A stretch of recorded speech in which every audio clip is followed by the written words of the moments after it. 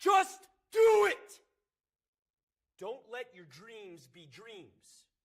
Yesterday, you said tomorrow. So just do it! Make your dreams come true! Just do it! Tú eres tan romántico molestando con una vipa. Me preguntas si te quiero. Yo te digo que no estoy lista y no quiero comenzar. No hay nada que pensar. Yo te dejaré atrás. Mientras gano más y más. No estás en mi nivel y tú no eres un no estás motivada y tú aburreme corazón. Eres un idiota sin inteligencia y razón. Entonces déjame tranquila mientras escriba tu canción. Tú eres tan romántico molestando con una vipa. Me preguntas si te quiero. Yo te digo que no estoy lista y no quiero comenzar. No hay nada que empezar. Yo te dejaré atrás. Mientras gano más y más. No estás en mi nivel y tú no eres obligación. No estás motivada y tú aburreme corazón. Eres un idiota sin inteligencia y razón. Entonces déjame tranquila mientras escriba tu canción. Estoy aquí a disfrutar. Estoy aquí pero quiero gozar. Si quieres a mí pero cintura a cintura, papi, tra, tra, tra. Bailando, gozando y me gusta tomar. Pero no quiero pendejos que no quieren respetar. Déjame pendejo, papi, ya no más. Déjame pendejo, papi, ya no más. Estoy aquí a disfrutar. Estoy aquí pero quiero gozar. Si quieres a mí pero vamos a bailar. Cintura a cintura, papi, tra, tra, tra. Bailando, gozando y me gusta tomar. Pero no quiero pendejos que no quieren respetar. Déjame pendejo, papi, ya no más. Déjame pendejo, papi, ya no más.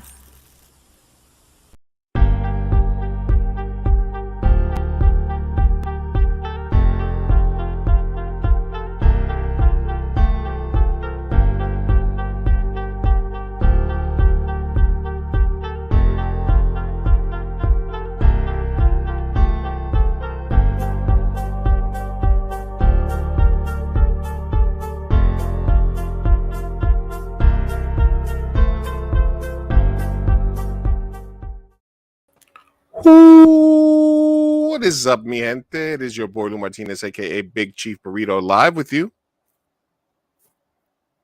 on a Thursday. Mi Gente Show live from Southern California, the Burrito Lounge in Chula Vista, as well as Southern Chula Vista, with my lovely co-host, Miss Sofia Carrillo. How you doing today, Sofia? Hi. Hello. Hola, mi gente. ¿Cómo están todos? How are you doing, Lou? I'm doing fine. It's a Thursday. Warm. It's warm. It's hot. Yeah, this weather. Labor Day weekend, and we're going to be in a heat wave. Yeah, I mean, San Diego, I mean, for anybody listening from, we got listeners from, I was looking at the Podbean stat today. We have listeners from Europe, like Germany, Canada, different places across the map. But San Diego, we're spoiled because I always say San Diego has, it's got like 10 to 15 really hot, uncomfortable days in the summer at the most, and probably 5 to 10 uncomfortably cold days in the winter. Yeah. And it's got about 5 to 10 rainy days the entire year. And the rest of the time, whether it's January, June, July, it's usually perfect. Yeah. So this is, and I haven't had to turn my AC on or anything the entire summer. So this is going to be the 5 or 6 days, the heat wave. We might get one more heat wave before fall, but this is especially for like Southern San Diego. I mean, Yeah. I used to get off of work in Miramar and the temperature would be like 96, 94, 95. I'd get down to Chula Vista and it was like something 80, 85, 86. It's always like 10. I mean, we got microclimates here. So anything north of like the 8, anything up there is going to be like a lot harder than like anything out here in the south. But anyway, Mi Gente Show, live and direct. If you guys are watching, make sure you're following us across all platforms. Mm-hmm.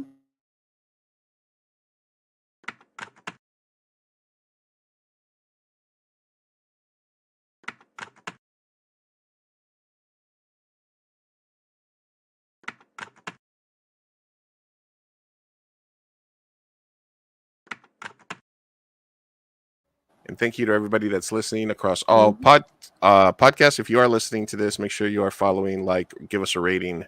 It helps out the algorithm. If you're watching this live, go ahead and leave a like or a comment. Let us know you stopped by. It also helps us out a lot.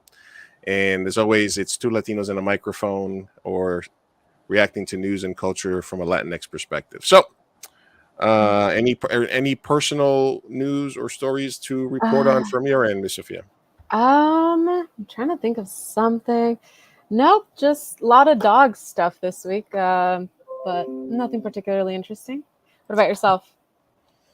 No, not much. Honestly, just a lot of work, and I had some health stuff the last couple of weeks. Just kind of everybody. I said I was dealing with being labeled as diabetic from the classic "fuck around, find out" part of my health life.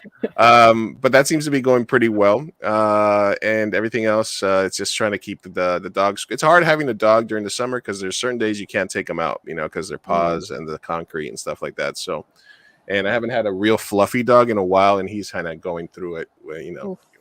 fleas, Shadow. etc. Yeah, Oso and Shadow both going through it. But yeah, so the main thing that we were going to touch on first before we get on to other fun stuff, we got some no namez way, we got some tabs, we got some funny stuff that happened this week. Is Hispanic Heritage Month is starting middle of the month because we're not on time, right? That's the joke, right? Yeah. Heritage Month starts on September 15th, and right off top, right off the rip, the shenanigans begin. Oh, geez. And by shenanigans I mean this, and that's the reason that I named the podcast episode is our Latinidad defined by our food, which is a funny conversation for me to have because my name is literally at Big Chief Burrito. Yeah, burrito. And but that's more based on a joke and a time and a place than anything. But they took this. They were doing a bunch of comics for DC for Hispanic Heritage Month, some alternate comics, and this is something that this artist drew in honor of George Gonzalez Camarena, famous mural, and the Green Lantern. You got the flag, the lantern, a bunch of stuff behind it, and as companies are allowed to do, they take their artist's work and they can modify it. That's one of the things about being a comic book artist. You can draw some stuff and then they can add it, they can change it, etc., etc. And they changed it to this. So they changed the flag to Viva Mexico. They put him in space, and they gave him literally a bag of tamales. Yeah. What does the bag say? The bag. It's just tamales. Okay. The bag. In case you didn't realize it from the tamales, it says it. It says Tamales de Mexico. Oh my god. Okay. So the question is out there: what percentage of your Latinidad is represented is strictly by your food, and is it enough for them to justify? And it wasn't just them, right? It just wasn't them. There's some others out there. So here's another Green Lantern with what I can only assume is like a real messy burrito. I don't know what's in there. I don't know what she has in her hand. She's got like a chalupa or something, which is another thing. This guy's got a bunch of. I bet these are tacos, right? I think, yeah. Is that Blue Beetle with some tacos? Is that what that is? And then this guy's at the Platanitos Fritos Cafeteria, with a bunch of plantains and some, I don't know, that looks like some beans and rice or some, right? So these are some of the variant covers that they came up with to honor us. So what are your thoughts, Sofia? I don't know how to feel. I mean, I'm not like outraged, but it's a little offensive, a little stereotypical. I definitely don't feel honored. Do you? Do you feel honored? No, I don't. I don't. I don't feel honored. Well, this is the image that he was trying to honor, right? It's a famous. Uh, And then they turned it into, then that's what he came up with, right? But they hmm turned it into this. They turned it in. They literally just went for the lowest common denominator. I feel. Man, DC really did that. It's Yeah. yeah. That is the lowest common denominator. I don't. Why is it always the food? It always has to be the food. There's other aspects to Latinidad. It's not just we have awesome, amazing food, although we do. Our cuisine is amazing. But man, yeah, tone deaf. Yeah. I mean, the food is awesome. Our food is incredible. It's very similar. I think, like Colombian and Mexican food is similar. It's just sometimes it's different style beans. It's, tortillas instead of arepas. It's a bunch of things, right? Yeah. But I think to say to not be able to dig deeper for Hispanic Heritage Month than to say, hey, let's make this real Hispanic Heritage Month. No, the flag and the mural and the eagle with the snake is not enough. No. I need something that really says Mexico. And when I think Mexico, I think tamales. Yep. It's like who approved this idea? Who thought this was a good idea? Well, it wasn't the original artist because they here's the article from NPR. DC Comics reduces Latinos to their food and Hispanic Heritage Month covers, fans say. Although Hispanic Heritage Month doesn't begin until September 15, DC Comics had an early start by revealing several special covers in their attempt to celebrate the upcoming month. The covers, which were revealed in June, featuring several DC superheroes surrounded by holding or eating a variety of Latin American foods such as tacos, flan, tamales, and plátanos fritos. Comic book fans on Twitter, especially Latino fans, aren't too happy with the interpretations. Seriously, I can get over how pathetically uncreative these covers are when it comes to visually representing Hispanic heritage. Eduardo Miranda Rodriguez, who is a creator of his own comic book series, La Boricueña, and has collaborated, believes that these covers are tasteless. I feel that it is incredibly tone deaf, like you said, almost a parody of all culture, and we reduce it down to food. And that street food. It's very, very codified for me, but also speaks to how unaware they are that it is coded and that it is offensive, that it is tasteless, and it feels very exhausting. A cover featuring Kyle Rayner as Green Lantern has received more heat than the rest. It shows the hero holding a large green flag in one hand that reads Viva Mexico, while the other holds a shopping bag filled with tamales. That is not, however, the original illustration. In June, illustrator George Molina revealed on Twitter that he had created a Green Lantern cover for DC. Like I said, it was supposed to be an homage to La Patria, a famous mural by Mexican painter Jorge Rosales Camarena, and the unfinished illustration. He was holding a lantern, et cetera, et cetera. According to Molina, the cover was not supposed to see the light of day due to legal issues, and how it got promoted by DC remained a mystery. So he made that cover. They were trying to see if it was legal to do it, and then they just took it. Their characters will continue by generations to come like they have before, but it's exhausting when you have a situation like this. They just don't see this as a opportunity to something to celebrate our heritage, and in essence, turn it around and make a mockery out of our heritage and reduce us to menu items. Yeah. It's like, don't reduce us to just our food and then expect us not to find it degrading. And, by coding it as like, oh, it's in honor of Hispanic Heritage Month. Like, bro, come on. In honor of Hispanic heritage.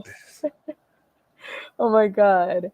Yeah. This is giving me a Tyga. This is sending me back to his music video. True. Yeah. This could definitely be see, I think for the main part, it's you look at it and it's just more like I don't know, like the caucasity, right? Or it's just like I said, it just feels very low-hanging fruit. It's like the easiest thing in the world is, you taco eating this, or you empanada eating that, or a burrito eating, it's just, it's so basic. It is. They can be more creative.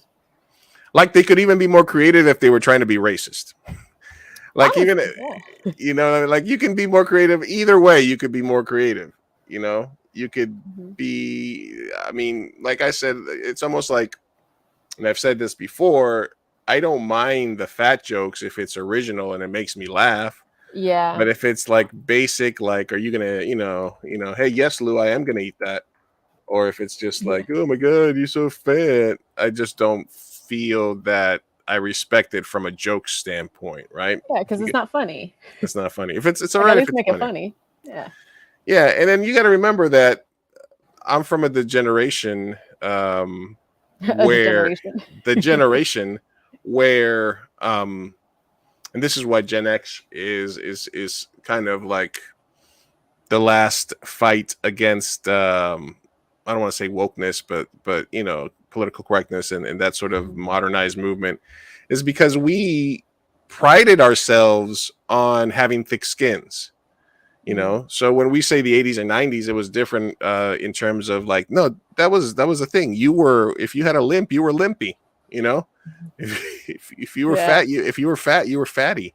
If you were Well, there, like if you were dumb. Latinos too, like we give nicknames to everything. Like, oh, you got freckles, you're pecas. You're fat, you're Hmm. gordo. You're skinny, you're flaca. Like, Yeah. yeah. So so it was a badge of honor to be able to talk shit and take shit talking. Mhm. It was like you got into the group and it was either, are you okay with your mama jokes, or are you going to be butthurt every time we tell you, your mama jokes, right? Mhm. Yeah. Also, This is the ASMR section. Go ahead. yeah, apparently. Go ahead. Oh, no, I was just gonna say Yo Mama was also a show in the early 2000s. So this isn't a Gen X thing, okay? We're still pretty we're still pretty assholey, I guess, in my early age. In your early age. Hmm. So yeah, that's kind of the main thing. Is anybody has any thoughts on that, let us know. It seemed like an interesting way to kick off the month, even though it won't start for another 2 weeks. Is it 2 weeks? Wow. I don't know why I thought it would be next week. Pulls up the calendar. September 15th is when it officially starts for some reason. In 2 weeks. All right. I gotta put up my Mexican flag. I mean, I already got my tortilla blanket. I'll. Yeah, would you go out with that in public? I did. I already did. Oh, really? I went to a movie theater and we took the tortilla blanket. I was rolled up like a burrito. It was great. Am I, That's awesome. am I just as bad? Holy shit. I'm over here talking shit about them with their tamales and I'm over here walking around with a burrito blanket. Look, my name is Big Chief Burrito. I can't say that I haven't appropriated that food as And part of my persona, you're not even Mexican, and so I'm not wow, even I'm Mexican. offended. But our company is named after the food that you get at San Diego more than likely at 2 in the morning, which is a burrito at 2 a.m. And we Yeah, had so many of them, so many of them, that it became a yeah. running joke with our friend Anthony, who I saw last week. And I Oh. was like, dude, you were like the original 2 a.m. burrito guy. And he was like, yeah. And he had a lisp. And he said, Lou, the burrito's waiting for you. The taco shop is worried. It's 2 a.m. You haven't shown up yet. And that's where, and then we were going to name our company. We said, let's just call it 2 a.m. burrito. So what taco shop did you go to at 2 a.m. back in the day? Back in the day, it used Oh, to yeah. be, over, because we used to play poker over at Higgs's house. So it used to be Santana's Mm, in like that area. I don't know what you call it, like university, like yeah. area over there. It was a Santana's that then got turned into a Castañeda's, but it used to be Santana's and it was open all night. We used to walk over there, and that was the bomb, yo. Nice. But the I was gonna ask, what 2 a.m. food do they eat in New York? What's the equivalent? yeah, if it was New York, it would. I mean, the most common is in New York. There's pizza places open. There's also a lot of diners people go to at 2 in the morning, like diners, not like Denny's, but like diners. Fuck, I was gonna say Denny's. Yeah, but or I guess now like shawarma or whatever. That's like all that like Eastern that food, which it was before my time that was kind of the thing. But yeah, he pizza diner. Obviously, TJ would be what, like street hot dogs and tacos. Yeah, definitely tacos. Yeah, depends. Chicago, it's like deep dish or whatever the fuck they eat out there. It depends. It's a different thing. Yeah. Okay, so moving on. Let me see what we got here. One of the things that we had talked about last week is the raging battle.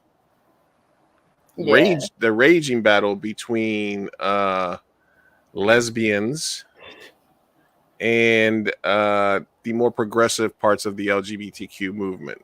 Right? We talked about how adding colors added a riff, and then them thinking that progressive, to the point where there was a gay parade in the UK where a lesbian group got kicked out. It's called Get the L Out UK. Get the L Out. And they apparently had signs that said lesbians don't like penises, and that was considered radical. I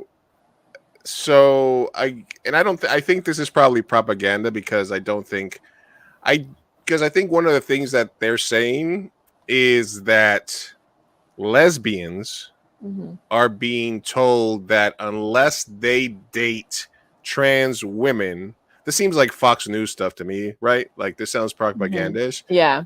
That lesbians who don't date, or who say they don't want to date trans women, are being told that they're bigots or that they're TERFs or something like that. And I think there is I find it so interesting. Somebody should make a movie about this, because it just seems like the weirdest thing in the world. So this happened at a parade in the UK. And then there's an article connected. At the moment, no, I just want to make sure. Yeah, no, let me just explain to you, and it will give you some understanding. So at the moment, your march, this group of people, is causing confrontation between different groups of people. We're lesbians. Whatever you are at the moment is causing confrontation.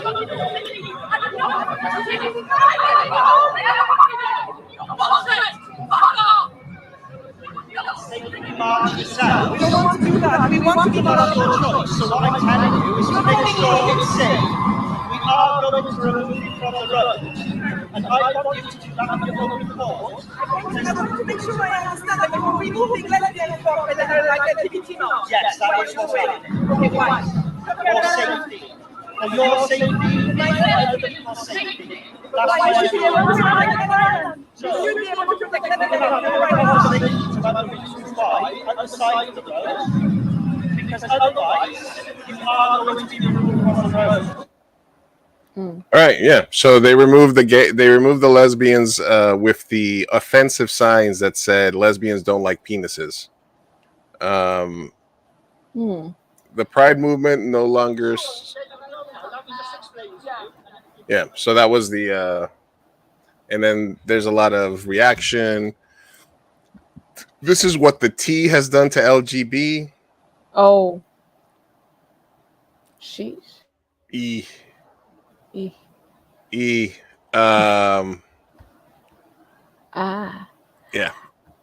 Oh, okay. Well, they were removing them because I'm assuming it's not because of what they were holding. It was more so because it looked like they were inciting some sort of conflict as well. Am I wrong? Or here's the. Oh, come on. It's like, why are you so pressed about trans people? Why would you feel so attacked? Right, but I don't know. There's no segment. There's no, because I mean, this is not something that's, because you can also say the same thing about like trans women and cis men, right? You can say. Like you could tell me a million times that if I don't date a trans woman, that I am being a cis trans woman, that I am being I don't know, sexist or homophobic or something, Mhm. it wouldn't matter to me. It's not going to change how I feel. I'm not Mhm. right. I don't. I understand, and I believe that trans women are women and they exist, but that doesn't mean that I have to date them. Right. That doesn't mean that I have to date them because Yeah. I don't want to. Well, Right. now we're getting into the like preferences sector, right? Like, Mhm. for example, just because I'm bi doesn't mean I'm trying to hook up with and date everybody that I fucking lay eyes on. Right. We all have our own preferences, and not to get too deep into like even more dramatic situations, but like race, for example. I was having Mhm. this conversation. I was listening to a podcast called Horrible Decisions, and they were talking about basically how Black women, by and large, are like at the bottom of a totem pole, right? And so the whole drama between Black men dating white women and stuff like that. And there are a lot of studies that show that when it comes to just preferences in general, Black women do tend to score at the bottom of most people's preferences. Um, and so anyway, what I'm trying to say is like how much of that is racism slash transphobia in your case versus just preferences, and how much leeway are we going to give ourselves to have said preferences, because you shouldn't be forced to date a trans woman if that's not what you want, right? Mhm. And you also shouldn't be attacked because you don't want to do that. It's not like you're yelling it from the rooftops and talking shit about trans women. It's just not your preference. So I don't know. I don't take too much offense to that. It's more so the of both sides. Like, you don't have to be a turf and be an asshole and constantly degrade trans women and say how you wouldn't date them or whatever for whatever reason. Just say, hey, that's not my preference. And then the other side of like, just because someone doesn't want to date you doesn't mean that they're immediately turfs or racist or whatever the case may be. I don't know if that's problematic to say, but I think we're allowed to have preferences. Yeah,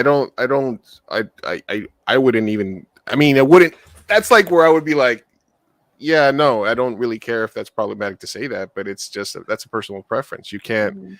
You can't, the same way I can't tell you that you have to be straight or you have to act like you're assigned gender at you're assigned gender at birth, and that yeah, I'm not telling you that, but you can't tell anybody else that they have to love you or date you because of what you say you are, right?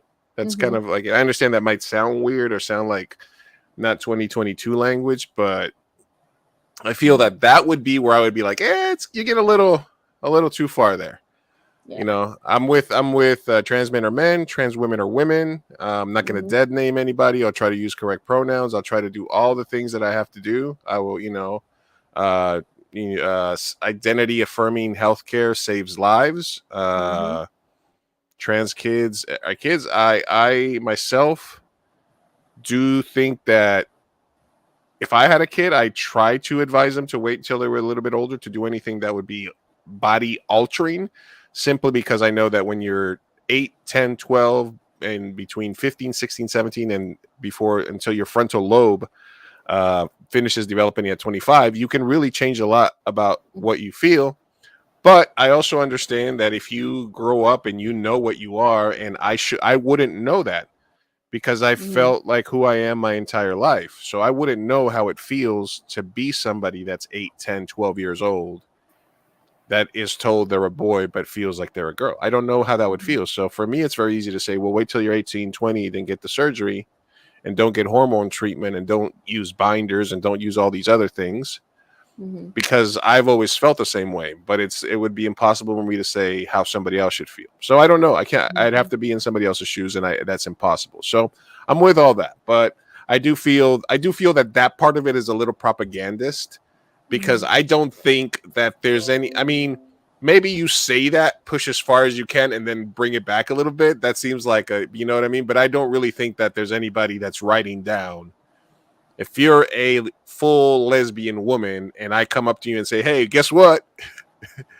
If I walked up to a bunch of lesbians and I was like, "Guess what? I'm a lesbian," and then they're like, "Yeah, but you still got a penis." He's like, "Yeah, but I'm a woman and I love women," Mhm. and then they're like, "Yeah, well, we're women that love women." And I'm like, cool, I want to hang with y'all. I want to bang you. Like the lesbians have no right. They don't need to be okay with that. With my fucking, right? Mm-hmm. Are you comparing that to the trans experience though?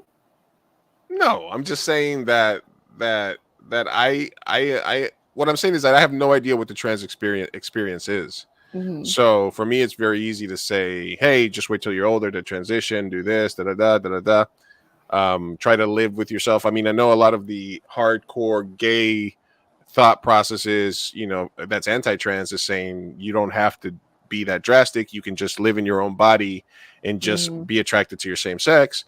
But I don't know enough about that. What I'm saying is that when I'm with all that, and I respect all that, and I respect that process because I don't know enough.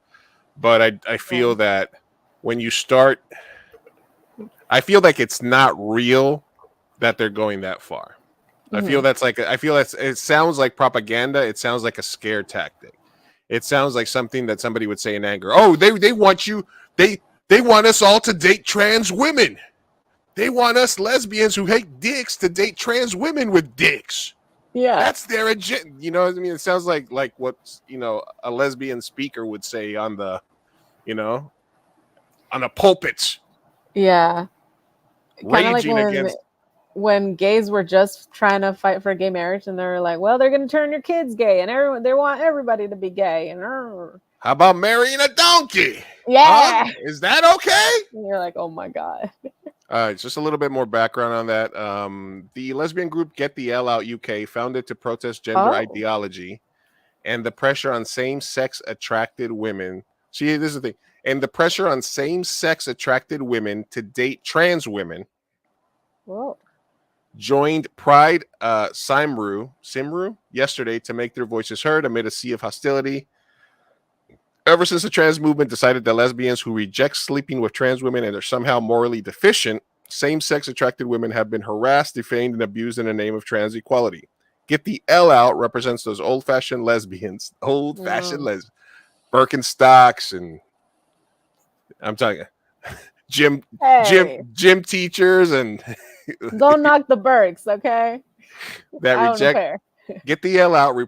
I just love this line. Get the L Out represents those old-fashioned lesbians that reject the penis and all that is attached to it. Okay. And this is article by this as a lesbian that came out in the Life of Mars days of 1970s when I was told on a rate. So this is an article told more from their point of view, and you can call this person a TERF.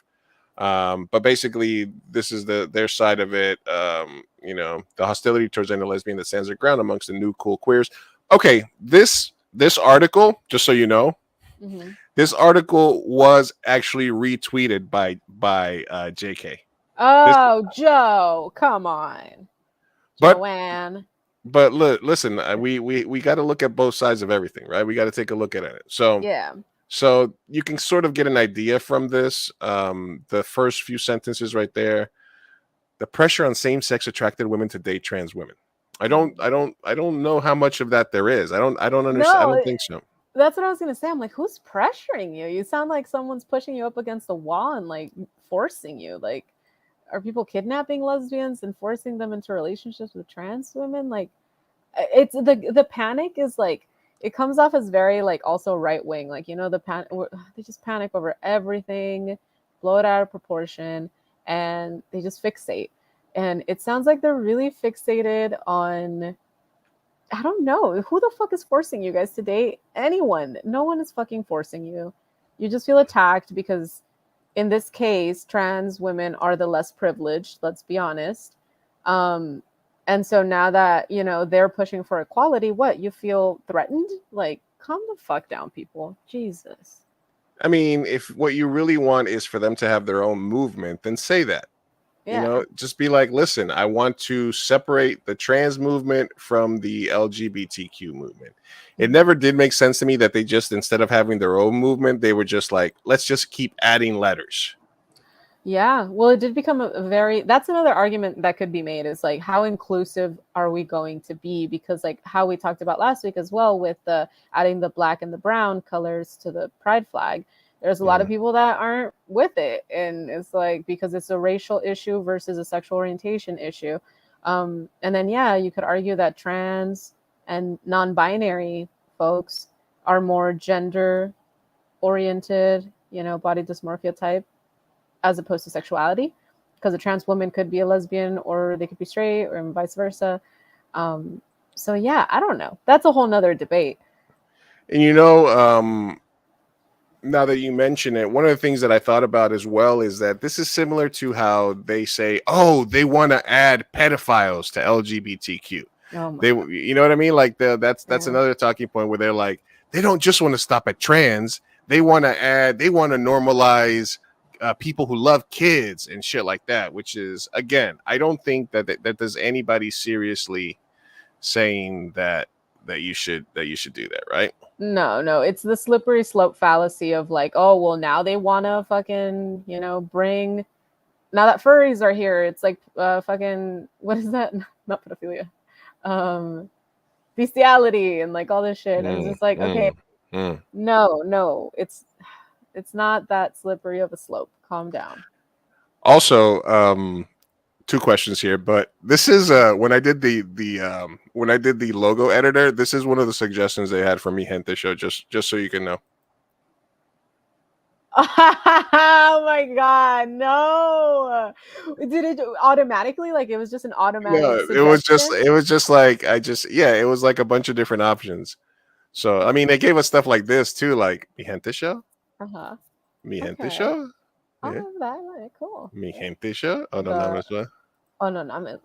Mi Gente Show. I have a bunch. I have a bunch. Oh, that's cool. But this was one of the ones. Just sort of.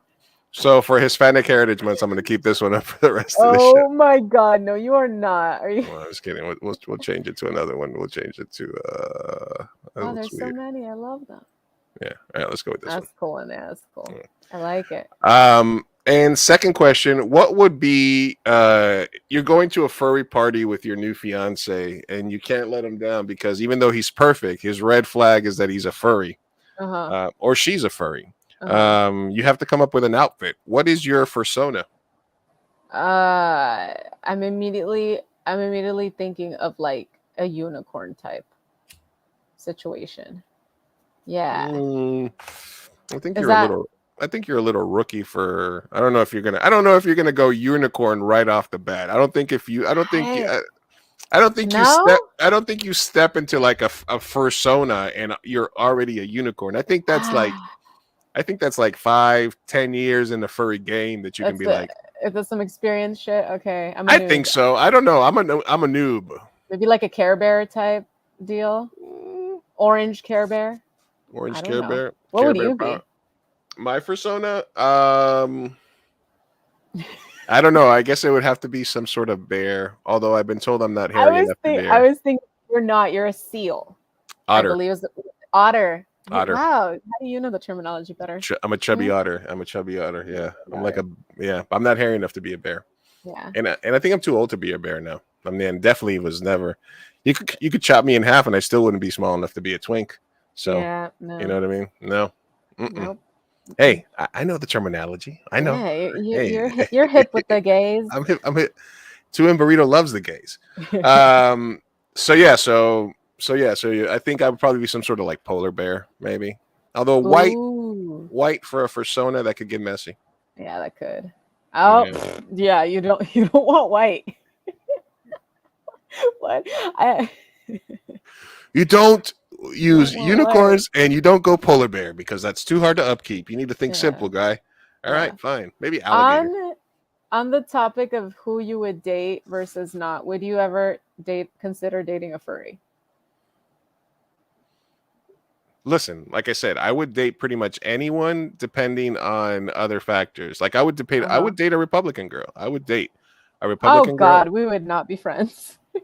Dude, I'm serious. Like I can fix Sydney Sweeney. I can fix her. I can fix her. You are like those girls that are like, I can fix him, but like invert. Yeah, you're just like. Look, absolutely. I've made no secret of the fact that I don't like boring. I heard that advice of if you want a good night's sleep, don't marry a good looking woman. And I was like, no, I don't. If I can't, if there's not at least a threat of me waking up with a knife to my throat, I'm not interested. You know, But you I like mean, crazy. I do. It's not that you just like hot women. There's hot women that don't have mental issues, and you go for the mentally insane. Unstable. Yeah, I mean, I know they don't necessarily go hand in hand, right? That's a generalization, but it is. You know, there's a nice segment to pull from. There's a nice segment from hot but crazy chicks. What percentage of like hot? I'm talking like 8 to 10s. What percentage of 8 to 10s do you think are some sort of diagnosable insane? Insane. I think that most, unless this is a caveat, they were ugly as a child. Unless there was a glow up situation. Yes, I think that if you were an ugly child that got bullied and then you did a glow up, I think you're a great person and you're a hot, great, mentally stable person. Versus if you were hot your whole life. Although I do know some people that like dudes that used to be fat but got skinny, and they're almost always assholes. That makes sense. Yeah. I don't know why that makes sense. It's like they probably have this like, oh, me voy a desquitar. Like now I'm hot. Something like that. Now I can be an asshole. I can do it. Yeah. Something like that. Speaking of my girl, Sydney Sweeney, this was the tweet from Stavros. I, for one, am shocked that Sydney Sweeney, a blonde with huge titties that works on classic cars for fun, has Republican parents. So essentially what happened with her is that Sydney Sweeney curated a MAGA-themed birthday. Now, she didn't post the pictures with the people with the red hats. She posted this picture. Let me see if I can find it here. She posted this picture. Oh, gotcha. Okay, which is for her mom's 60th birthday party. And you'll notice homie with the Blue Lives Matter flag here in the middle. Jeez. And they did like a country theme, right? And then basically her brother posted this picture, and you could see in the background back here some red hats and some people with the red hats here, right? Oh no. And what the hats actually say is make 60 great again. Make 60. Because it's a 60th birthday party. So they're not MAGA hats, but they're MAGA hats. Right? Yeah. I mean, like we wouldn't have a party like and be like, make burritos great again. We wouldn't do that, right? Because you wouldn't want to be associated with that, right? You wouldn't want even the thought of somebody to be like, right? Yeah. Yeah. So so the stand's doing acrobatics in the quotes and replies saying that the hats say make 60 great again. First of all, MAGA inspired. Yeah, it's a MAGA inspired. It's not a MAGA, but it's MAGA inspired. Listen, I if it was like a parody party, I think I have less to say. But the Blue Lives Matter guy, it just sounds like her and they're so white. They're so white. Like there's no way that they're not MAGA supporters, right? Yeah. And then her response is, you guys, Sydney, I am on your side. I don't think there's a better way for you to clear yourself of this, but to have a well-publicized affair with a Colombian filmmaker, just so that they can't say you're racist. You know what I mean? Be like, hey, I fucked this guy. I fucked this burrito guy. I can't be racist. I can't be racist anymore. And you get the street cred. Everybody's happy. So Sydney, call me. You guys, this is wild. An innocent celebration for my mom's milestone 60th birthday has turned into an absurd political statement, which was not the intention. Please stop making assumptions. Much love to everyone and happy birthday, Mom. Yeah. Okay, but like here's the thing. You're white. Like, how do you want us to not make assumptions? And you're in cowboy gear and you're giving big MAGA vibes here. Make 60 great. I don't know that. Okay, because I don't mind if like a gay person gets like a make. I don't know, fucking Make something gays funny. great again. Yeah. I don't know, make something, right? Make America gay again. Oh, Well, that like one's a thing. like there's a cheese, there's a company that does cheese in San Diego, and they have a shirt that says "Make America Great," like great cheese again. Yeah. Yeah, great See, again. like little punny, like play on words, something like that. Yeah, make Yeah. America gay is for sure a thing. Right. So I get it, but for the most part, you're all cis, straight, white people, right? And you're celebrating an older person's birthday, so it doesn't seem like a Yeah. parody, or it seems like what is it called, a tribute. Listen, if you and Laura came to me and they're like, Lou, we're throwing you a 50th birthday party, and we're gonna make it like what? Like, you don't make somebody's party a parody of that unless there's enough people that are like, yeah, right? Yeah. Like exactly, like whatever. Anyway. It's like, I mean, people do throw like themed parties, and like one like in the early 2000s that I saw was like white trash parties, where people just like, dressed like white, rednecks or whatever. But this doesn't look like that. This looks like they genuinely were like, she's probably a MAGA person, and they were like, oh, here, mom, like you would like these hats. But I don't know if this is in defense of the Watts, but they also sometimes throw ghetto parties where everybody comes dressed up, right? And they also dress like dress like Pancho Villa and stuff for Halloween. For Cinco de Mayo, they bust out the sombreros. So maybe the Watts are just the people that love to cosplay. In defense of the Watts.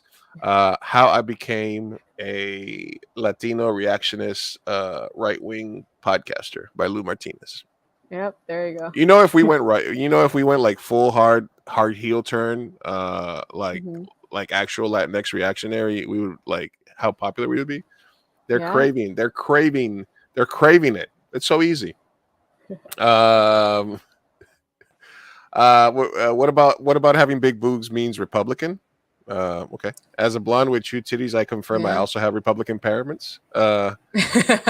It's the boobs.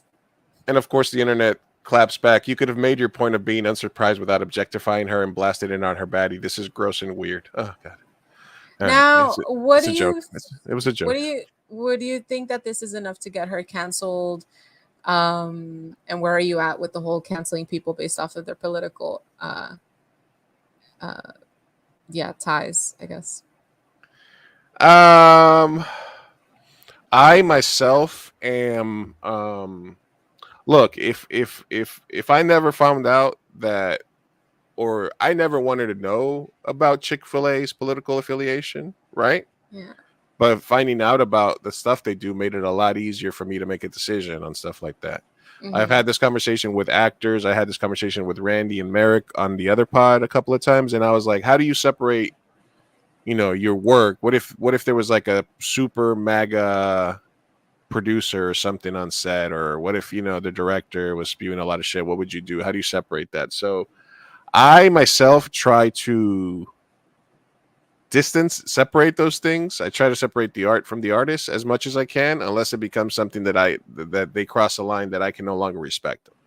Like I told you, like there was a poker player that I really followed, or their Doug Poke. I followed their pod. I watched all their videos and stuff like that. But then they started getting all fat phobic and said some stupid ass shit. And I was like, I have to punish myself and get it out and stop following you. And but everybody's got their own lane. I'm also, just like everybody else, a hypocrite, because even though I might say something about the Fidel Castro thing, I got no problem with Ana de Armas playing Marilyn Monroe.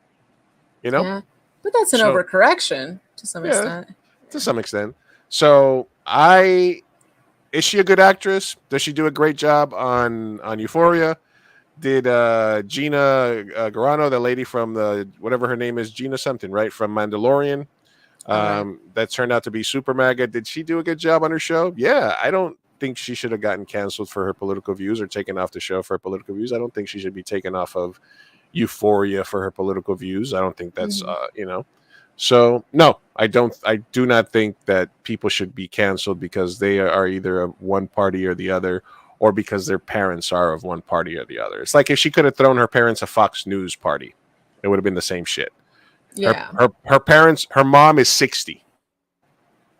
And she's in her 20s, which means she has an old mom. Yeah. You know, so her mom is 60, and she's got an old mom. Damn me if I have kids. Exactly. And so yeah, she threw her mom a party for something that her mom and her family and one of her uncles or her dad showed up in a Blue Lives Matter shirt. And she posted a picture, and people are like, and people now take any, if they just, I don't know why, but they feel as if you are capable of that thought, then I have the right to hate you so much that I want to deplatform you or cancel you. And I understand where they're coming from, right? Yeah. I mean, do you understand where those people are coming from? The deplatforming, not so much. The personal cancellation, like you did with Chick-fil-A or with that poker player, that's totally, yeah, that's viable. I mean, there's certain, Chick-fil-A, for example, like there's certain things that I go out of my way to like not partake in because of their ties to, I don't know, the right or whatever it may be, racism, sexism, fat phobia. But deplatforming for having a political view, I would say only if it gets dangerous. As in like you're spewing just like actual like violent rhetoric. Kind of like Andrew Tate was, right? Yeah. I think I also, for example, like I don't have any problem with Republicans, but I did find myself that if there were far right wingers that were spewing a lot of stuff or commenting a lot on posts that were political that I didn't agree with, and I didn't already know them or was already like actual friends with them, I would just sort of remove them from my Facebook feed at some time, because like sometimes I'll post some stuff about the issues that are important to me, immigration, Latino rights, other stuff. When I remember I posted a story about ICE agents that went to like a meat packing factory and arrested like 50 people while their kids were away at school. And I was just like, and then some people were like, oh, rules are rules, blah, blah, blah, blah, blah, blah. And I was like, yep, peace out. I don't need you in my life and stuff like that. So even though I agree with people's opinion, listen, the thing about the internet today is you can curate it. You can curate your own experience. The internet's only going to push back to you what you seek. Obviously there's stuff that it's going to try to promote, but for the most part, if there's people on your feed that's shit, if there's artists and shows that you don't want to watch, you don't watch it. I murdered my algorithm over the last several weeks, and it's partially this show's fault, because I looked up so many Red Pill and like Jordan Peterson videos and Andrew Tate videos. No, it's on your recommended. YouTube thinks I'm an incel now, because basically like my entire feed and recommendation is just like my shorts feed is all like these little like Andrew Tate videos and Jordan Peterson videos and what's that guy's name, Ben Shapiro videos and stuff like that. No, not Ben Shapiro. Ben Shapiro owns leftists in debate. Like, no, actually, you were born with either a penis or a vagina, and my wife's vagina doesn't get wet. No, wet ass P word. Sounds like a medical condition to me. Yo, it's so embarrassing that he literally admitted the fact that he can't get his wife wet. Yeah, sorry. On camera. Oh my god. Sorry, man. Ben. Top G's can make a woman wet without even touching her. Yeah. That's top G behavior. He's not an alpha, he's a beta. You gotta tell her about your Bugatti and you drink your Perrier water. His accent is so weird. But anyway, like I said, the internet is something that you curate for yourself. So, I mean, I think these people, like I said, we need more perspective. And I think that we have a perspective right now where if you know absolutely what's right, then you should, then everybody else has to agree with it. But that's a boring universe. You have to let people disagree. Unless you know it's something that's harmful, hateful, spreading hate, spreading dangerous, vile stuff. And then in that case, I think we have a responsibility to stop it. But for the most part, you curate your own experiences online. So get rid of the people in your feed that don't do anything for you, that bring you down, that stuff like that. And I snooze people a few times. I hit the snooze 30 if they start posting too much bullshit, and then I check back in on them in the month, and if they start annoying me again, I'm like, do I know you? Do I want to work with you? Are you a colleague that I respect? Mhm. Are you somebody I'm trying to bang eventually? There's only a few categories of people that you Of keep on your course. social. There's only a few categories of people that you keep on there. You know what I mean? It's just like, Yeah. a prospect that I need to keep. There's the grooming section, Sophia. Yeah. Um, Section. so yeah. So you curate your own experience. Get rid of the shit that you don't want to see. The last thing on this that I saw that was interesting is DJ Bella Ferrada accuses Sydney Sweeney of being racist to her boyfriend. My Mexican boyfriend was trying to fix lighting by you at the HCA Awards, and you freaked out and had your boyfriend come shoot him while he was just doing his job. All I see are red hats and red flags, Ferrada wrote in the comment section of Sweeney's Instagram post. Girl, bye. This explains why you got so scared when my Mexican boyfriend was trying to fix lighting by you. Blah, blah, blah, blah, blah. Why are you so scared? It's giving Karen. Yeah. I don't know. That's unsubstantiated. Interesting. It is unsubstantiated. So again, I will withhold all opinions until, she becomes, I don't know, fucking just like a right-wing spokesperson. So far. If I see her at a rally. Yeah, exactly. Yeah. If I see her at a rally, then we'll say. All right, this is somebody that I didn't know existed. So apparently there's somebody called Becky G. Do you know who Becky G is? Fuck yeah, I love Becky G. Do you? What? What is this question? That's like asking if I know who Bad Bunny is. Apparently, I didn't know I didn't know she existed. But damn, yeah, she's like one of the only like Mexicans in reggaeton. Like, there's a lot of Boricua, it's a lot of, and she's like Mexicana. Yeah, Okay. she's fine. She's yeah, we love her. We love Becky G here. Okay, all right. That's Sin pijama, sin pijama. that was my boomer moment. Yeah, I don't know anything about modern music. It's nothing. Oh, another thing, you should actually look this up. Benito, Bad Bunny, kissed a man. He pulled a Madonna. So I saw that. I saw Yeah. that. I saw that at the BMAs. Yeah. Pull up a tab. Pull up a tab real quick. I want to talk about this. Well, go ahead. Speak on it while I pull it up. Well, he okay. So what happened was in the VMAs, he had a performance, and performance of Compton Zone Becky G. Thank you, Latino Slant. Yeah, he knows. Polly knows.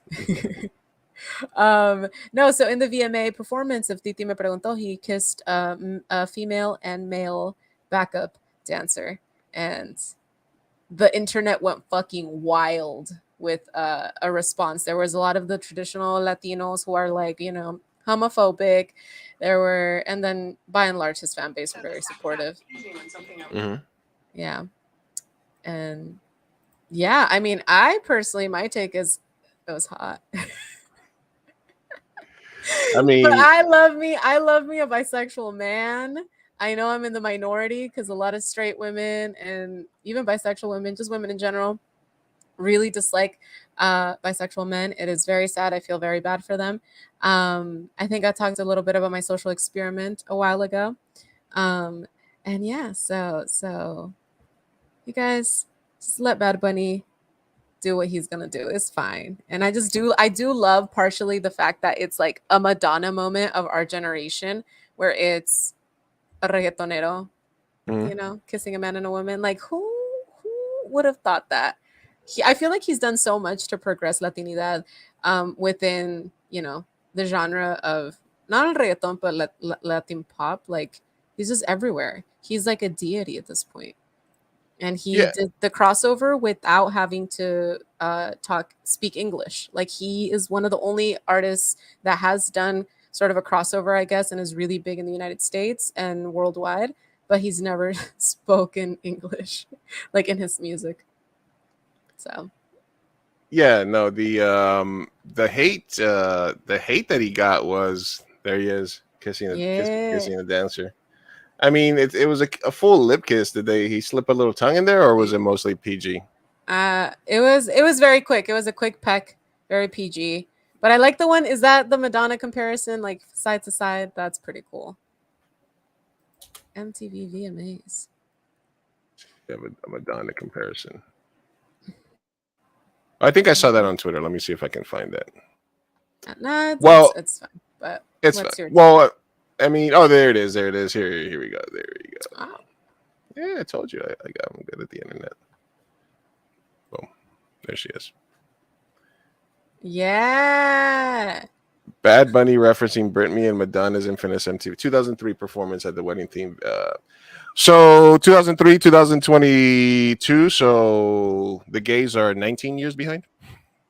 Yeah, I mean, I guess the bisexuals. I don't know, because again, this is a man who's coming from a predominantly heterosexual culture, and even when he did drag for the Yo Perreo Sola music video, he got a lot of backlash. Like, for example, Anuel AA and other artists that were just saying like, oh, like, you know, a lot of faggot terms and stuff like that. And yeah, it got really ugly. There was like a big debate, and I think that's when his audience grew, because everyone doubled down, and it became like, at least for women, like Yo Perreo Sola was like a huge feminist, like it had to do with like the femicide that's happening in Latin America. And so yeah, so we were just that after that, I think that was his like jump from just like a reggaetonero to like a really like huge just artist. Yeah, because I mean he was a reggaeton star and big in Latino community for a while, right? Mm-hmm. He was like kind of like, you know, our megastar for a little bit. Like Mm-hmm. he was getting close to like just big peak Latino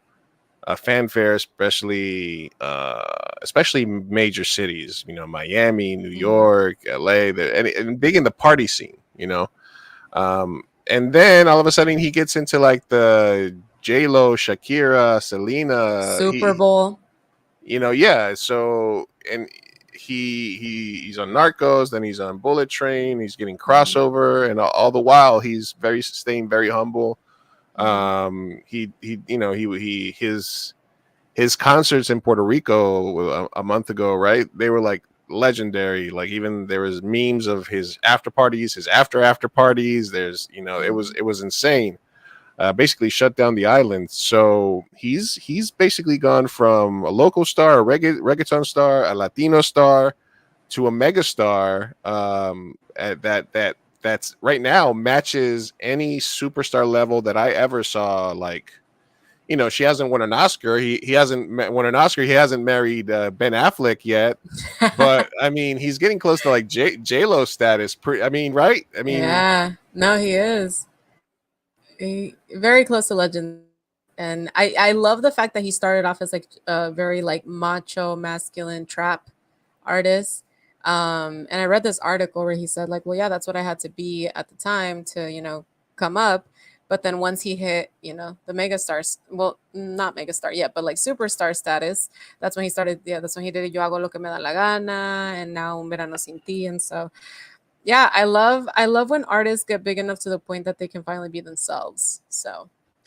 Yeah, well, that's the thing about being an artist, even a painter, or that much is that, you know, the thing about being an artist is, or like a painter, for example, is if you get a hit with one style, you have to continue to paint in that style, because that's the only thing that's going to make you money. So as an artist, you know, you get sir.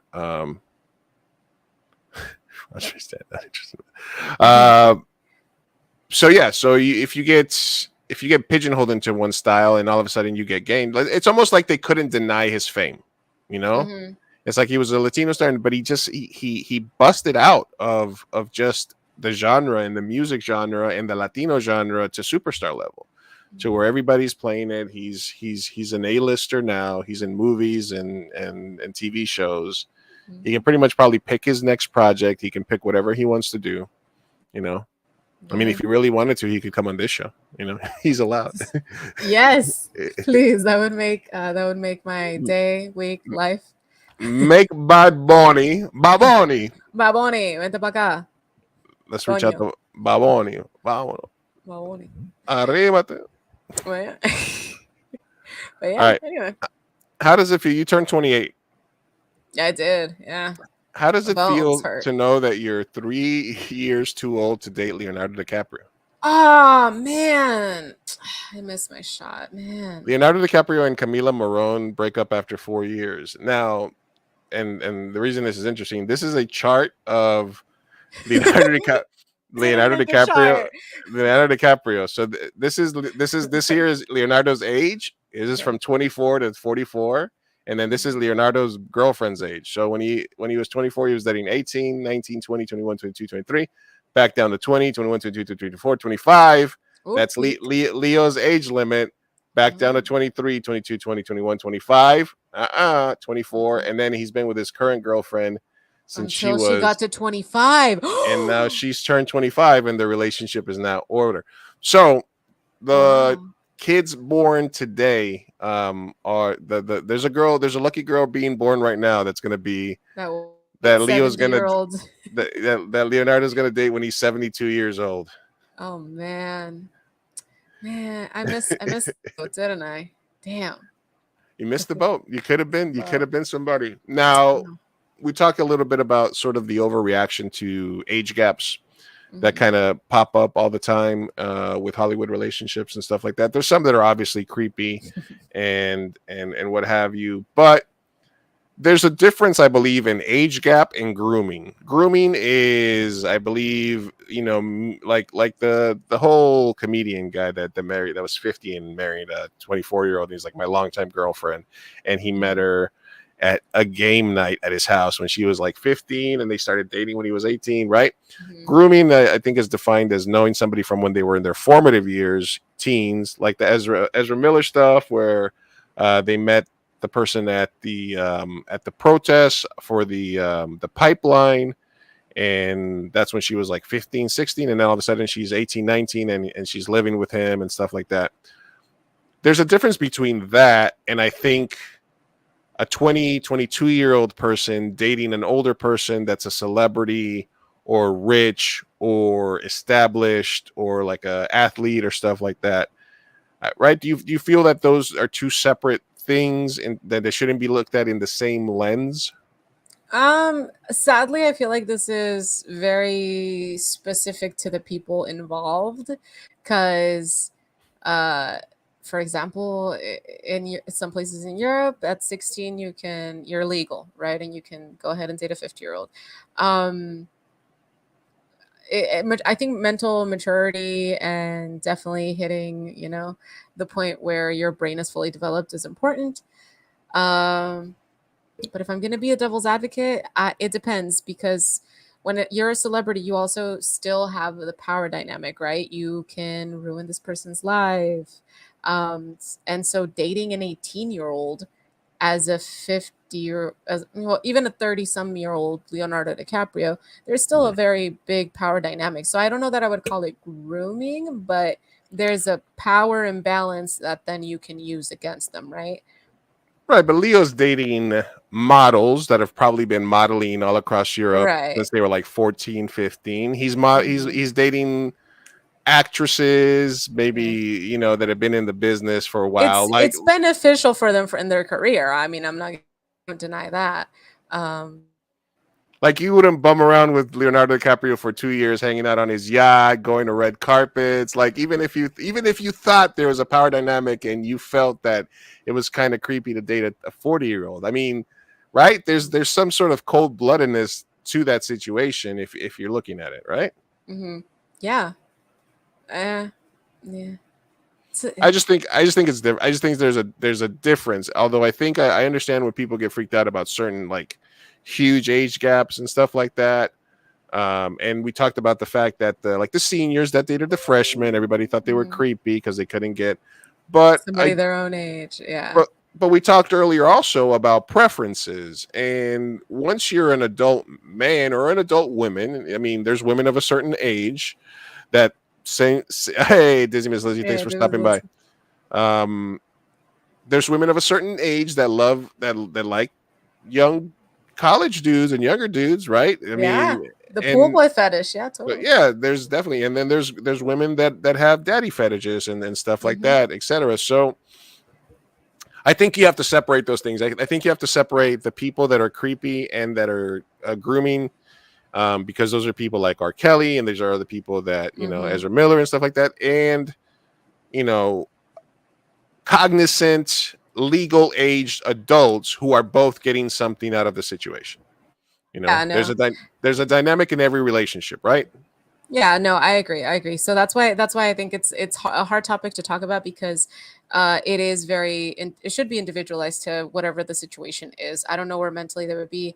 Latino Slant asks, when is the appropriate age for a fully developed person? So the frontal lobe, which is the part of your brain that makes, like, you know, judgments and all of that, it doesn't develop until, I believe, 25 years of age. Right? It's 25. So. Right. But we let people go to war and die at 18. 18. Yeah. So there's a lot of and we let women do porn at 18 as well. That could fucking ruin their life. Yeah, So, like I said, in Europe at 16, you can drink, you can do in drugs, Alabama. I mean, Alabama or something. I think it's 15. Yeah. That's how they got Jared, because he was fucking he was going from state to state, like, oh, I can go to Alabama, I can go to Mississippi and Alabama. Exactly. And I have said before that, like, I think life experience has a lot to do with it. I think that people mature at different points and for different reasons. And so an 18-year-old who has had a very, I don't know, experienced life has gone through a lot is probably more mature than a 40-year-old person that was very privileged and grew up in a bubble. So yeah, the 19-year-old that Leonardo DiCaprio is dating is not like a 19-year-old that's fresh out of high school and an intern somewhere. No, she's an experienced model that has seen shit. She's been around the world. She's had fucking producers and actors and other models do coke in front of her. She's, you know what I mean? Like, she's got some life experience. She's not some 19-year-old enjoying that's like, you know, fresh off the bus, you know, to getting off in Hollywood and stuff like that. So you know, and listen, I'm just saying, in case I get rich and famous and win an Oscar, I'm trying to set the standard for what I'm going to be doing when you see these stories about me out there. Yeah. Sofia. You know what I mean? You're setting a precedent so that exactly. The 27-year-old. I'm trying to sell it. You know. Listen. Ooh, the chat. There's I think a 21-year-old woman that knows what she's doing by dating a millionaire. I'm sure she's aware of how the situation. Yeah, exactly. Yeah. For 4 years, she was on red carpets with Leonardo DiCaprio. He's got a frigate. He goes on yachts all the time. You know, like. I'm still baffled by the fact that once you hit 25, it's like, no, you're done. Like, he's never dated, honestly, anyone above 25. That is insanity to me. He's like the line from Anchorman. We've been coming to the same party for 20 years, and in no way is that depressing. Seriously. Oh man. I mean, he's a hero to some. I mean, some would call him a hero. All right, let's get a little palate cleansing here going. All right. Cute girl.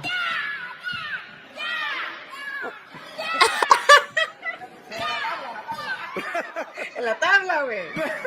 Güey. Una, dale, póngala. Yami, mira. Se cayó. I have to break it. Se cayó. No. Dale. Ponle el pie.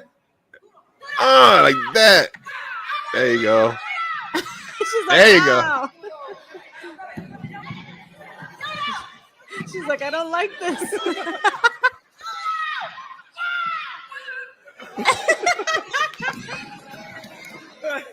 Ayuda. Otra vez. You got this. Oh my God, I want her to break it so badly. She almost broke her fucking leg. Oh my God. What a happy ending. Oh my God. There we go. Amazing. That was amazing. Yeah, she was all over it. Yeah.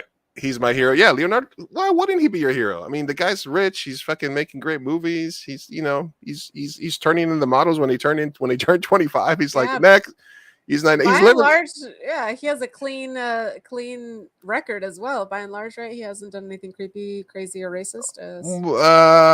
Well, Oh, there was fuck. I don't know. Somebody might know the title, but there is a rumor of this movie, or maybe it got released. It's something like it's like Plum something. I fuck. I'm not remembering the name, but basically, it was Leo and a bunch of other stars from that area when they were like when Leo was like 16, 17, 18, 19, 20. They were like a party pack. They've done like parodies of them in other movies and stuff like that, where it's been and it basically like even on BoJack, I think it were called like the Pussy Posse or something. But they were crushing some ass back in the day. They were putting up some numbers. They were like going around partying. Tobey Maguire, Leonardo. Yeah, I think it was like Plum something. Hold on a second. interesting. It's Don's Plum. Don's Plum is the name of the movie.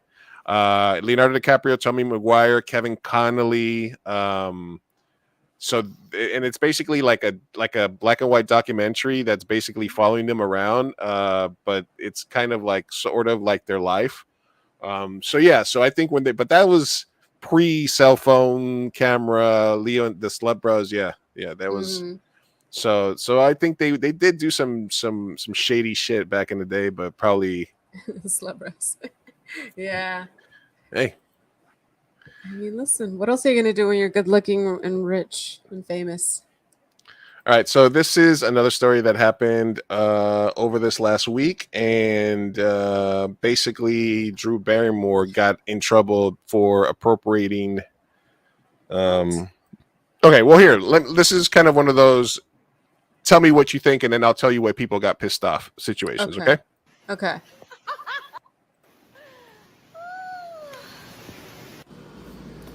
You and I both. Okay, so this is the reaction video, but this is the initial video. Is basically, Drew Barrymore posted a video of herself like rejoicing in the rain. Right, that was the All right, then this lady come on and she had this reaction to it. You and I both know that you are capable of enjoying the rain and frolicking freely without filming it and then posting it to TikTok. Now, you've just co-signed, okay? You've just co-signed at least 3 million, 8.5 by 11 front and back.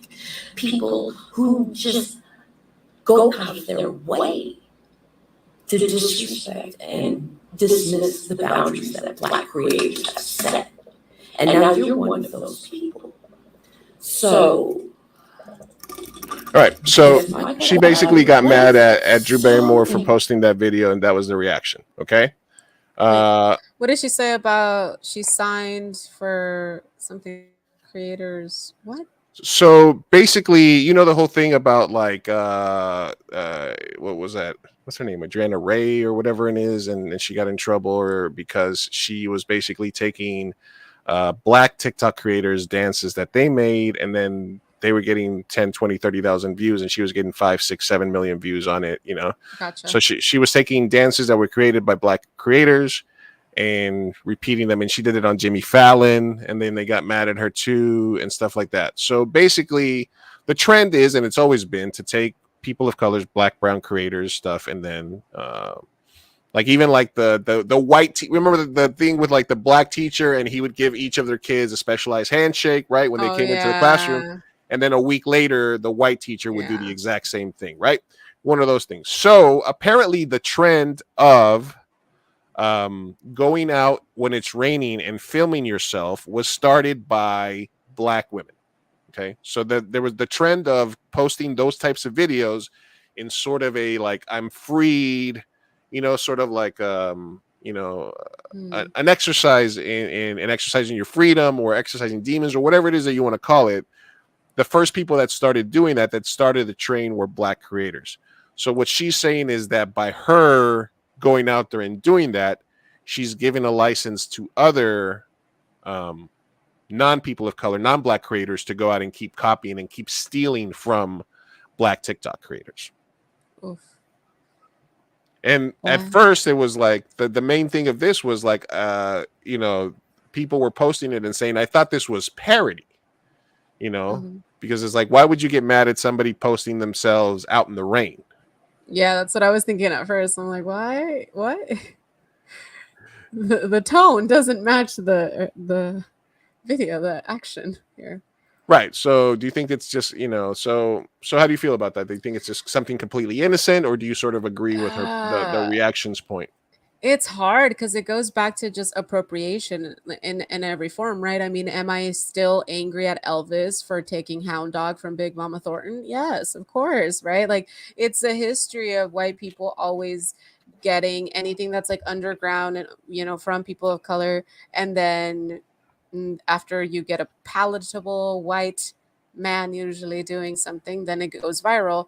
So that sucks, right? But at what point is it too much? Like, Drew Barrymore can surely go out in the rain, right? I don't know. So it's ridiculous, man. Exactly. No. So yeah, that's. I mean, that's what I mean. nobody owns the Nobody rain. owns the rain, and nobody owns just feeling your freedom and all of that. So it's hard because does it exist that some white creators do get something that's a little more niche and underground and then appropriate it and then it becomes widespread? Yeah. Do I think that that's like necessarily what's happening here? I don't know. And then are people of color going to be mad at me for even commenting, right? Because I'm light skinned, and so they're probably like, you can't even speak on this. I think Drew, this on saying you're saying that to start a trend, Dizzy. I think she might have done it, but I think the question is, if it was, the thing is, if something is already a trend, regardless of, that was her argument, and the defending's argument is that she didn't have a childhood, she she had a lot of struggle. So for her to be able to like frolic in the rain when she used to be on set when she was 7 years old, and I think she was doing drugs and fucking partying in Hollywood. She would go to her mom would take her to Studio 54 at like 6 years old, and everyone would be fucking having orgies and doing blow. Like, she's had a childhood. She went to rehab. So I was really scared when he said something about Drew Barrymore. I was like, oh no, am I gonna cancel her? No, this is nothing. I don't know. I feel like this is very blown out of proportion, but. And then I also feel fucking wrong and not PC saying that, right? Because then if that's how she feels, that woman, then that's how she feels. I don't know. I don't think that it's validated, but I also don't want to invalidate people's feelings. I don't know. What do you think? Is this what you're talking about? Has she been crying over it? That might be. Okay. Well, listen, look. 2 things here. Number one, Drew Barrymore's had a tough life, so if she can go out and frolic in the rain if she wants to, and if it's gonna make her feel better, then good. But you can't be a celebrity or an influencer or somebody now and not realize that there is a trend and that has happened, like you said, since Elvis, but now more prominently, the Black creatives, especially on TikTok, as it pertains particularly to TikTok, there is a trend of people taking their stuff and popularizing it and doing it with a white, with a white actor and then getting props. So do I believe that it's blown out of proportion and she has the right to frolic because of her past and who she is? Yes, absolutely. But it might be smart for her team or something to at least recognize that do that. Maybe she could have done the same thing, but she could have done a side by side with somebody else that had done it, and maybe to promote them, she could have, But is there a point? Do I believe that maybe she hadn't even heard of that? Right? Do I believe that she did that just on her own? It's a little bit harder to believe that she didn't at least know those types of videos existed. Does she have the right to do it? Yes. Is it a little bit is it a little bit something that she'd at least be aware of and think about before she follows through it, before she does that? I think so as well. Her people could have stayed there. Yeah, especially when you're the one with the larger audience, because clearly you're going to gain more traction and more views, right? So people are going to think that you created this trend. So if you know that it's a trend that's already been, happening, the least you could do is just, if you're going to do it, and then just give credit where credit is due. That's what a lot of TikTokers are. That's kind of the process follow. Is like, if you're going to do a dance and somebody created it, you can always go and see who was the first one to post it. And you're like, hey, at blank created the trend, whatever. Same thing with YouTubers. If you see a trend, that someone else already created. You say, oh, all right, credit to blank. So yeah, I guess that's the only step she could have taken. But do I think that she's like a terrible person for No, frolicking in the fucking rain? No. no, no, no, Do I think no. that she had malintent? No. Do I think No. intent matters? Yes. Right, but the lady who posted that really got a lot of shit back, so she did a bunch of explainer videos. But I don't think she should have gotten that much shit. I think she has a right to feel that way. She has a right to feel that way. There's a conversation to be had, but I don't think it's something that's like earth shattering. Yeah, exactly. Curious to see what Dizzy thinks about this. Have you heard about the Florence Pugh will not be doing press for Don't Worry, Darling outside of the Venice Film Festival? Why? This suggests the validity of a fallout between the director and Olivia Wilde. So Olivia Wilde is the director of the movie Don't Worry, Darling, and it stars Florence Pugh and Harry Styles. Harry Styles. And there's been a bunch of stuff happening. Basically, the whole story is that so much drama with this film. Yeah. The story is Olivia Wilde was a director, and she started fucking Harry Styles while they were making this movie, and so and it's funny because we have Shia LaBeouf in our intro, and we also have Olivia Wilde's husband in the little video part. Jason Sudeikis. Yeah, Jason Sudeikis wait, he's doing the dance. Yeah. And so they broke up. He served her with papers when she was on stage somewhere, which is also insane. I saw that. Yeah. But she started fucking Harry Styles while she was, and then apparently Florence Pugh. There was a PA that dropped some bombs because she was a PA on the set, and she saw some of the shit happen like firsthand. So she was posting stuff about it. But apparently, this may be because of scheduling. But also, she's not going to do any promo for the film outside of the Venice Film Festival. So you think this is a big story? Do you think this speaks to a deeper issue? What do you think? I'm just unsure as to what happened between Florence Pugh and Olivia Wilde. Dizzy Lizzy said, honestly, Olivia threw her under the bus. I don't blame her. Who threw who under the bus? What's happening here? Well, at one point, she didn't feel comfortable working with Shia LaBeouf, and she was trying to get Shia to come back onto the movie. So I know that that was the major thing right here. This is the one we're talking about here. Shia, I just went right.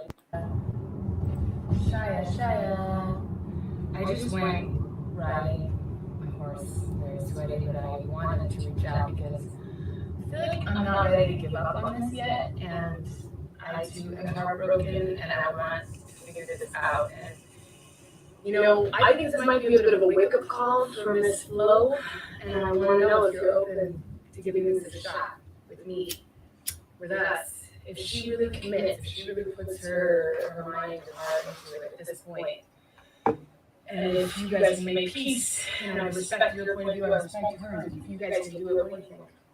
Is there hope? Is there hope? You let me know. Shia. Listen, don't send FaceTime messages when you're driving. Number one, please. Number one. So Shia LaBeouf is a method actor, and apparently he was a little rough to work with, and he left the movie. Then she also didn't feel that it was professional that she was fucking Harry Styles and going through this stuff and being very obvious about their relationship. Sometimes actors take it too far. Yeah, I like method. I always say I like method actors as long as the actors aren't on meth. That's my rule. So yeah, I just thought it was kind of an interesting thing that was happening there. I'm interested in seeing the movie just because I kind of want to see. The other backlash to that is like, oh my God, a female director has an issue with a co-star and people are blowing it out of proportion.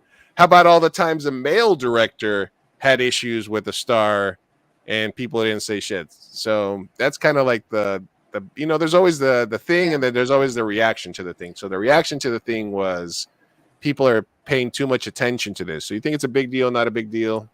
Is it bad that I don't think it's that big of a deal?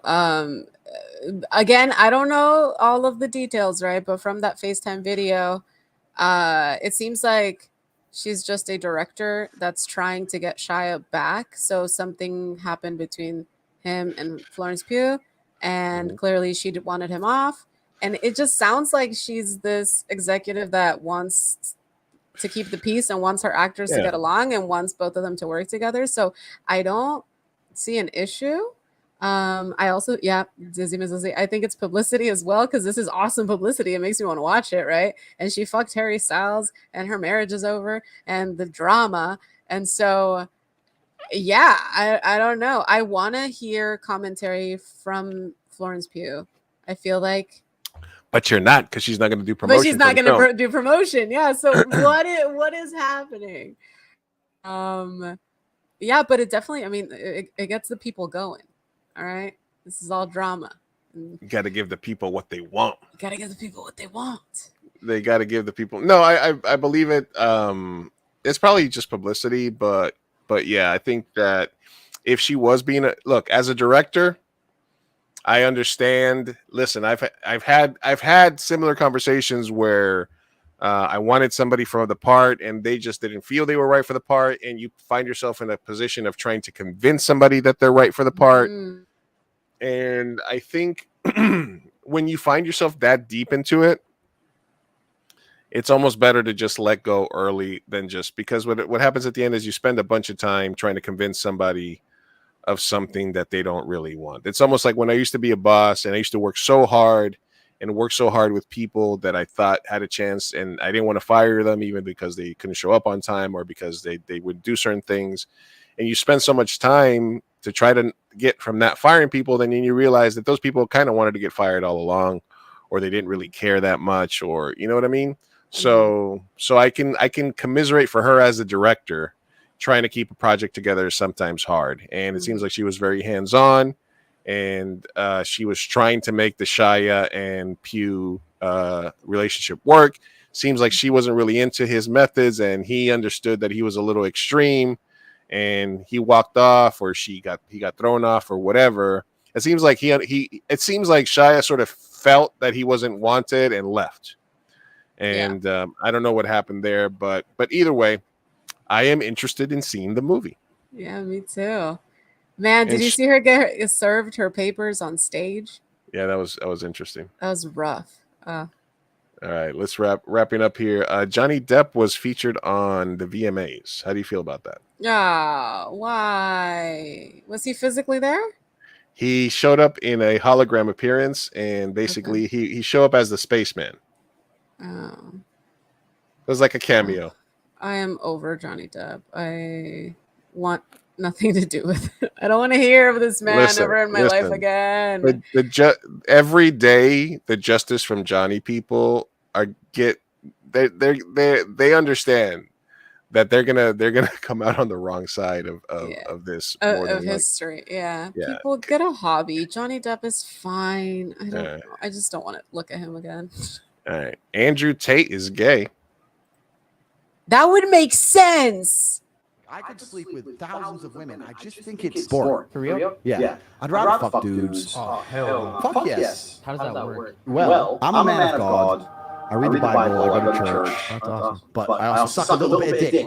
But this is why God wants the masculine males on earth to fuck dudes all day. What parable was that in? Shut up. Okay. Who's doing anal? Me. Okay. Because I'm a mom. Really? Which means I'm the one being plowed. So God's looking down around. He's like, boys, I just want you to run through boys. Yeah. Wow. I could sleep with thousands of women. I just think it's. I mean, it makes Who put this together? Who put this together? This is great. Tristan GHL posted it. I think it was somebody. It was somebody there. Hard cuts. This is great. All right. This is the type of propaganda that we need to do to fucking commiserate for all his sexism and misogyny. So, all right. Josh Hawley. So Dark Brandon had a speech tonight. Joe Biden's hate-filled and menacing rhetoric was disgraceful. His behavior is increasingly erratic, and his threats against half the country, his fellow citizens, are dangerous. So Joe Biden gets a speech tonight. He mentions Trump a bunch of times, and literally he did it with Marines behind him, like and the background like fully red. Wait, like, that's actually real? That's actually real. This is the actual speech. Oh, he's owning it. The Oh. greatest nation on the face of the earth. We just need to remember who we are. Somebody at the White House is going. Somebody with influence at the White House is going full troll. I love May this. God protect our nation, and may God protect all those who stand watch over our democracy. God bless you all. Democracy. Man. Thank you. You know what? He's slowly become my favorite president. Dare I say, of my lifetime? Yes. I mean, think he's my favorite president now. They're going full troll. This is amazing. History tells us the blind loyalty to a single leader and the willingness to engage in political violence. Commie red. failed in democracy. Commie red background. We told ourselves that American democracy is guaranteed, but it's not. He's going full Dark We have Brandon. to defend it, I love it. protect it, Look, stand up for it. Each and every one of us. from the White House official Twitter account busting out receipts of people that got PPP loans to now giving a speech in prime time with a full, because you absolutely know that Fox News Newsmax is going to take that as like It's going to set them off. that he's a communist. Yeah. So who do you think it's like some like millennial? Because remember, the White House, the White House had a bunch of TikTokers there, and they got shit for it because like one of them, they had a bunch of TikTokers show up. So and then the Twitter thing where they kept like screenshotting like the PPP loans after it from Republicans and senators. I think that whoever's running the Twitter page and all of that is for sure trolling. I love it. Yeah. So like I said, the PPP stuff, all that is basically like, I don't know. It's genius. It's almost like they figured out that the more they troll and the more they get into the mud, the more people like him. Yeah, that's the cooler he looks. Like, I love him now. This is great. My perception has changed, and it's not because he helped his sister out pay her loans, baby. Yeah, I mean that's gonna get you off the couch, right? I mean that's gonna get you to vote, right? I think it's 40 million people. He gave 40 million people like 15 grand average. Yeah. And that's it's like, oh, we need help in the midterms. All right, cash the check. Money's not real, so it doesn't matter. You're not paying for it. It's not paying for it. This will be you will pay 1 cent 7 years from now because we are so far behind on debt, on money that we've created out of thin air. Mm-hmm. When we need money, we literally create it out of thin air. We punch numbers into a machine, and the money comes out, and it's real when it wasn't before. And we borrow that money. The institution that makes the money come out of air lets us borrow the money for long term. So the taxes we pay today is for money that we loaned like 8 years ago. So don't worry about it. You're not paying for shit. Yeah, it just happens. The same way you're not paying for the army, you're not paying for the fucking bombs that Meanwhile, like 6 fighter jets and a bunch of bombs cost the same, but nobody gives a shit about that we spend $500 billion on warships. But you give a bunch of fucking brown people a little bit of money off their fucking school, and everybody freaks the fuck out. Oh, the world is ending. Oh no. All right. Just a quick catch up on the Mar-a-Lago story. A former judge appeared on Newsmax and told the audience the little that the GOG has to reveal. So first it was no documents, then it was we had the documents, were they secure, to they were planted, so it doesn't matter if we had documents because I declassified them in my mind. But slowly this week, people have begun to turn on Donald Trump. So basically, this is a former judge on Newsmax. We had Judge Andrew Napolitano on the show earlier this afternoon. Take a listen to what he said.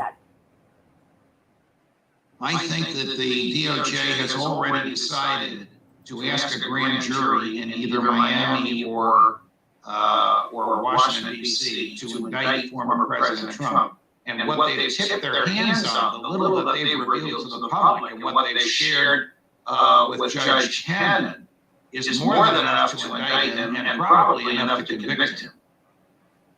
Rick, I'm going to ask for your reaction to that, what the judge said. Yeah, I agree with the judge, and it doesn't bode well for Donald Trump. And unfortunately, the way that the law works and the way that the DOJ can, in essence, politicize the law, which I do believe happened, it is still a law. And some actions that Donald Trump took, for example, he should have, probably applied for the special master, the day after or the day after. Now that the Department of Justice has already reviewed all those documents, it gives them leads to follow, even if they don't use the documents. So there may be information in there that, enables them to, look at President Trump for, other infractions of the law. Yeah, pretty much. Trump predictably has been going full Trump on his Truth Social platform for the last couple of days, going nuts, talking shit. But do you think there's a chance that something actually happens? Do you think he will get indicted? Yeah, I don't know. That's hard. It's hard to talk about hypotheticals when it comes to big public figures. I feel like there's a good chance, but is it too good to be true? I don't know. I hope that he goes to jail.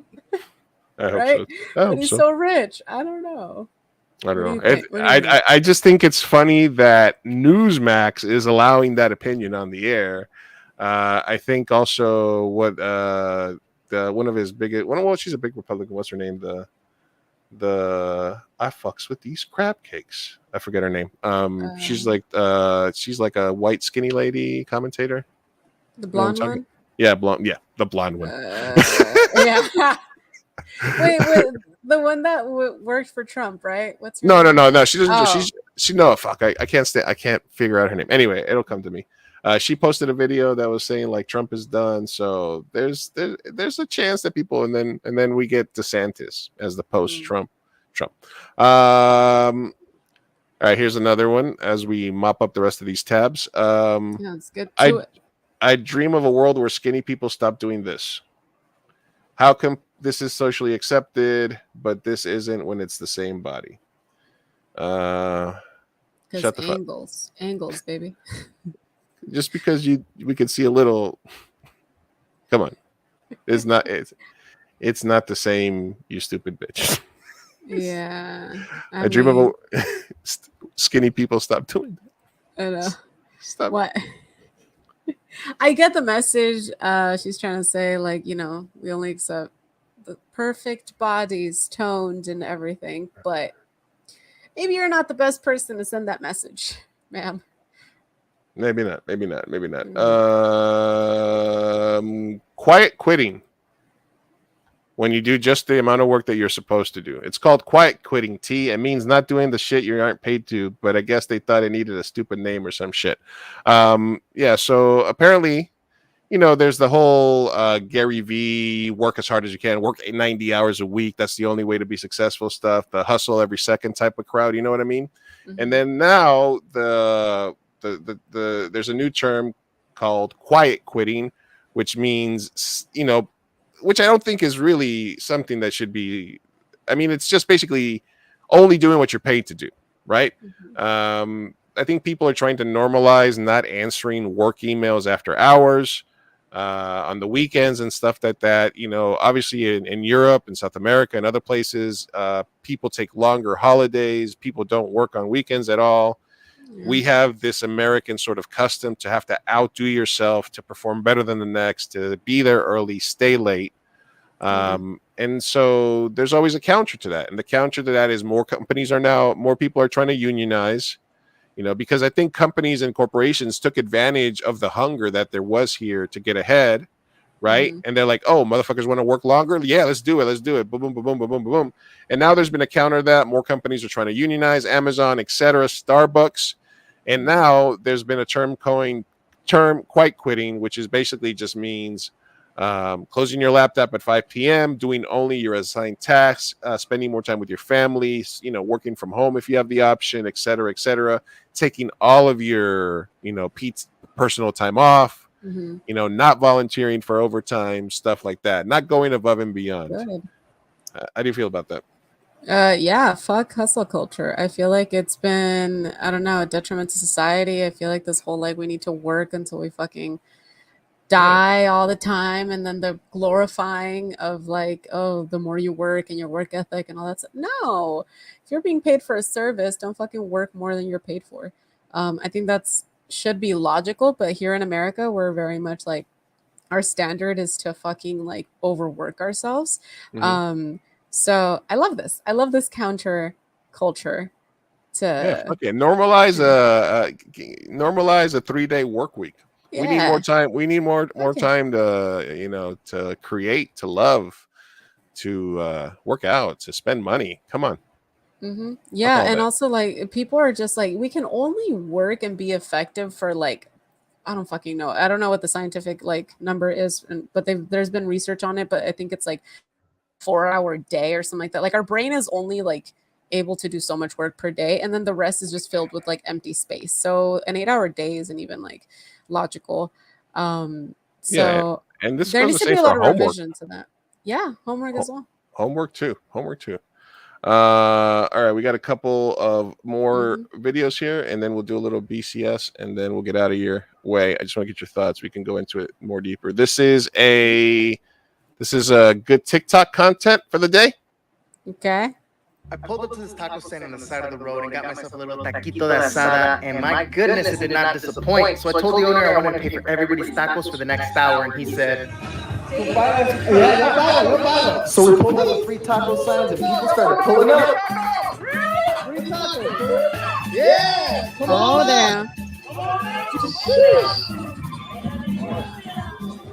Damn. Let's go.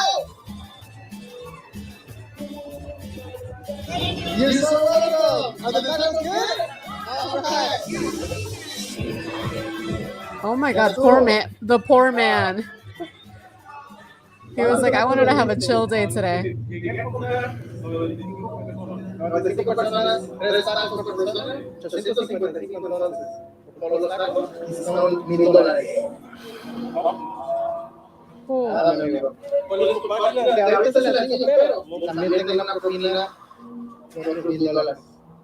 Oh, fuck. I'm gonna cry.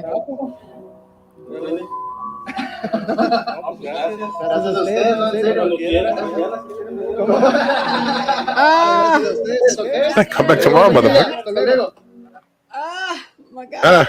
I said I'm a keys. At Juixi, Juixxe on TikTok. Hey, good. Some good. TikTok is a hellscape, but sometimes there's some good stuff on there.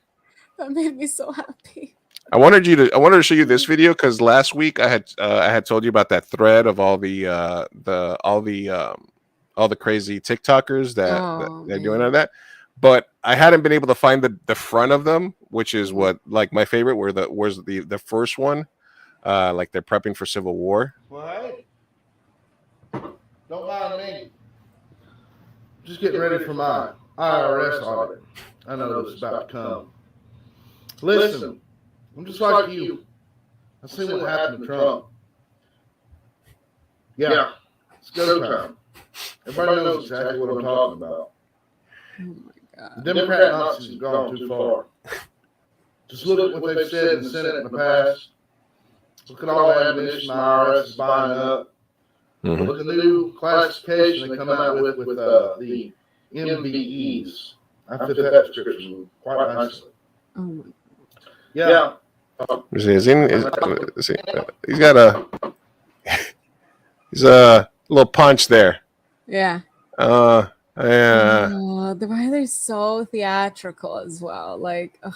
And then this is the last one I want to show you. People comment on my post and my brother's post. He's also the co-leader of the militia that we started, which, by the way, already has members. And people lining up. Now, what is this angle? We don't believe in segregated, so we don't care if you're black, white, Asian, North pagan, Christian, Buddhist, trans, gay, lesbian. We don't fucking care because we accept anybody. Doesn't care. We want to fight for the Constitution and for this for the American people.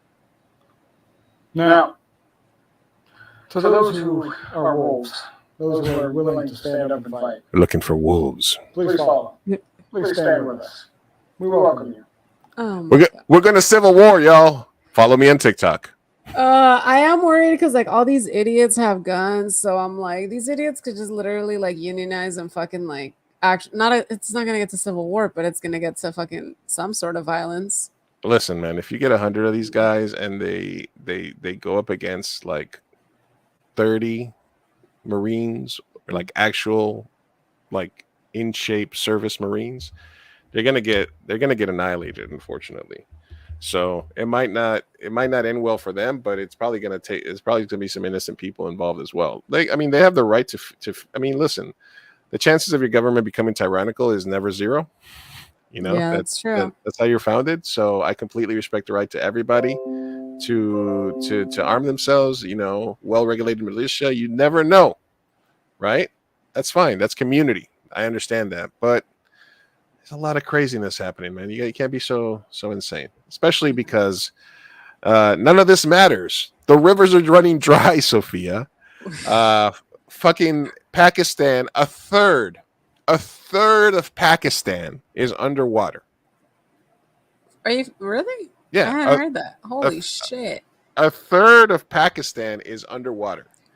Like, there is like severe flooding in Pakistan. Fuck. 1 million houses damaged, 50 million people displaced. 50 million people displaced. Whoa. The Colorado River, a bunch of rivers there's no water in some towns in Mississippi right now.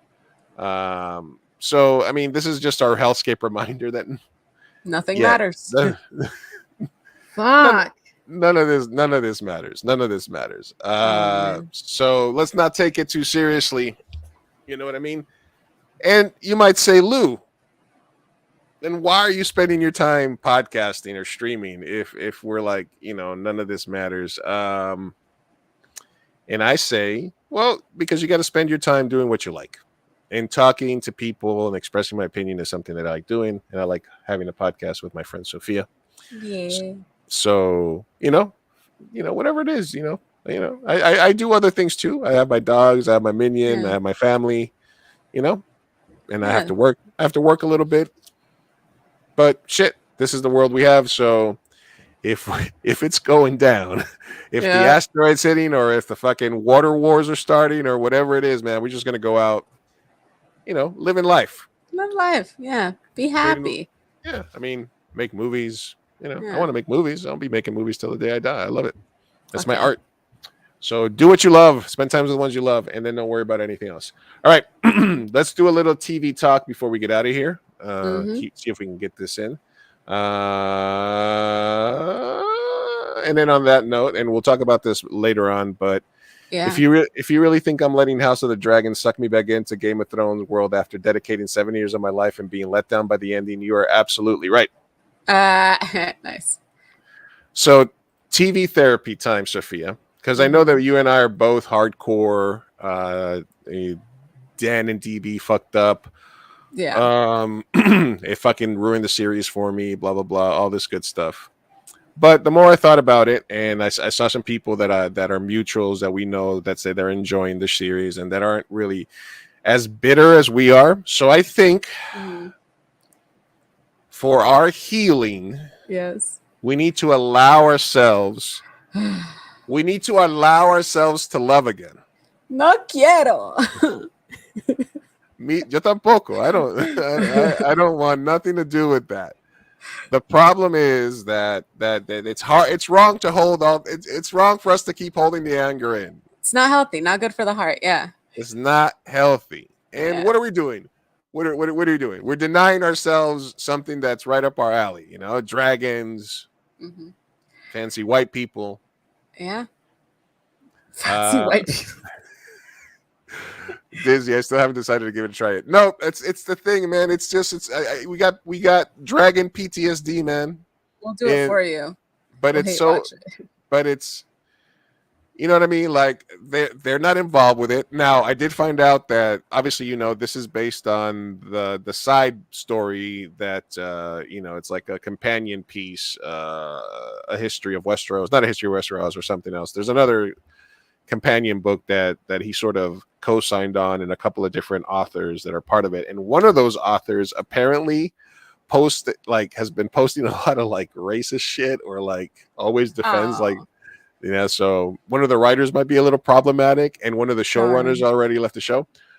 But I'm pretty sure they're not going to let those dudes touch the show. Hopefully, you would think like that was my one fear, which is like, what if I get into it and then they're like 3 or 4 seasons in, and then all of a sudden they're like, yeah, we're gonna wrap up the series now. Hey, guess what? We're bringing back the guys from Game of Thrones to help us end this series. Yeah. You know what I mean? Like that's the only thing that I was like, man, what if you get invested for a while and then all of a sudden they do that, you know? Mm-hmm. So part of me is like, I'm just gonna wait till it's all done and I'll just binge it like 10 years from now or something. And part of me is like,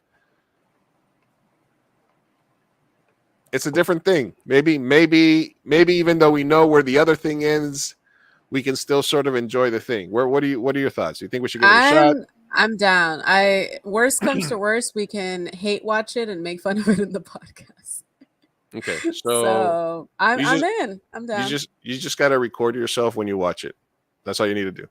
Just put your phone on. We have to, at least the beginning. You know, we got to record ourselves watching like the first few minutes and like the ending at least, like so we can see what we look like when it starts, and then so we can see how we look like at the end of the episode. You know, gotcha. First 5, last 5. How about that? Sounds good. That way we get at least an idea of what's happening. Let's watch it together. Yeah, let's do it. If we do that, then it's easier because I can just set up a camera and we'll just get our reactions. But yeah, so it's not going to hurt you. Mm-hmm. I'll get to talk to you about something after we're done with regards to that. Okay. But anyway. All right. So the other thing that I put on our and I saved this for the end because spoiler alert, we're gonna be talking about the ending of Better Call Saul, and so I figured it was probably better to wait it that way. People that haven't seen it can sort of tune out after this. We'll do no anonymous way at the end. We only have 2 questions, so if you want to skip ahead a little bit, go ahead. Spoiler alert: Better Call Saul spoilers. But you finally got around to watching Better Call Saul, and as a direct comparison to us being scared that Game of Thrones wouldn't stick the landing, and they didn't, I was never, ever, ever at any single point in any episode of Better Call Saul for 5+ seasons that they wouldn't stick the landing. Mm-hmm. I was so confident that they would get it right, that even if I didn't like it, they would get it right and they would do a good job. Do you agree? Yeah. I think they stuck the landing. Holy shit, that finale. The entire last season. It was just beautiful. It was amazing. And again, not to continue to diss Game of Thrones, but the ending will be bittersweet. Mm-hmm. This is the definition of bittersweet. Bittersweet. Oh my God, yeah. And I told you, I said it's bittersweet. It's actually bittersweet. It's not like bullshit bittersweet that they sold us, but they didn't cash in on. This is actually bittersweet. It really is. The fact that that he was gonna take 7 years and then last minute he went from anti-hero to just like hero in the last fucking minute, called fucking what's her face? Freaking Kim Wexler, and then took the 86 years, like, bro. And you know what a cheap writer would have done? This was something I was worried entering the last season, I was worried that Kim Wexler was gonna die. Yeah, I was just like, you saw Breaking Bad, right? I did see Breaking Bad, yeah. She wasn't in it though, right? She was like, right, but that was one of the theories, and I get deep into the Reddit of my favorite shows. So there was a lot of theories. The whole theory since the beginning of Better Call Saul is once we started to find out the characters is when would we see Lalo and Nacho, because those are like the ones that are mentioned when we first see Saul Goodman, and then later on because we know Gustavo dies and we know Mike dies. And we didn't know Chuck, and we didn't know Howard, and we didn't know Kim Wexler. So it was always like, oh, maybe. And then the theories got more and more. Were like, oh, Kim Wexler is just she's there during Breaking Bad, but we don't see her. Like she's running the offshore corporations for Saul, or she's doing this. And then there were some theories that she died. But the more you looked at it, the more you saw their love story, the more you saw her love story with his love story with her, the less it made sense that the Saul we knew in Breaking Bad I don't think he could be that guy if Kim had gotten murdered. Yeah. You know what I mean? Like if Kim died, I don't think that Saul Goodman would still be a lawyer. I think it would have just ended him. You know what I mean? Mm-hmm. Because of how much he loved her. Yeah, I mean, maybe, but in mind, I thought, how do you get Jimmy to turn into Saul? And I was expecting for Kim Wexler's death to be the catalyst to that, actually. Okay. But it wasn't. It was more so a slow burn into how one bad action justified the next and justified the next, and then all of a sudden he's full Saul Goodman, you know, and he's doing really shitty things in the same way that you know, Breaking Bad's protagonist was also doing the same thing. They all started off being normal, nice guys, you know, by and large, but debatable because they always had those traits right within them. When we go back to his childhood and stuff.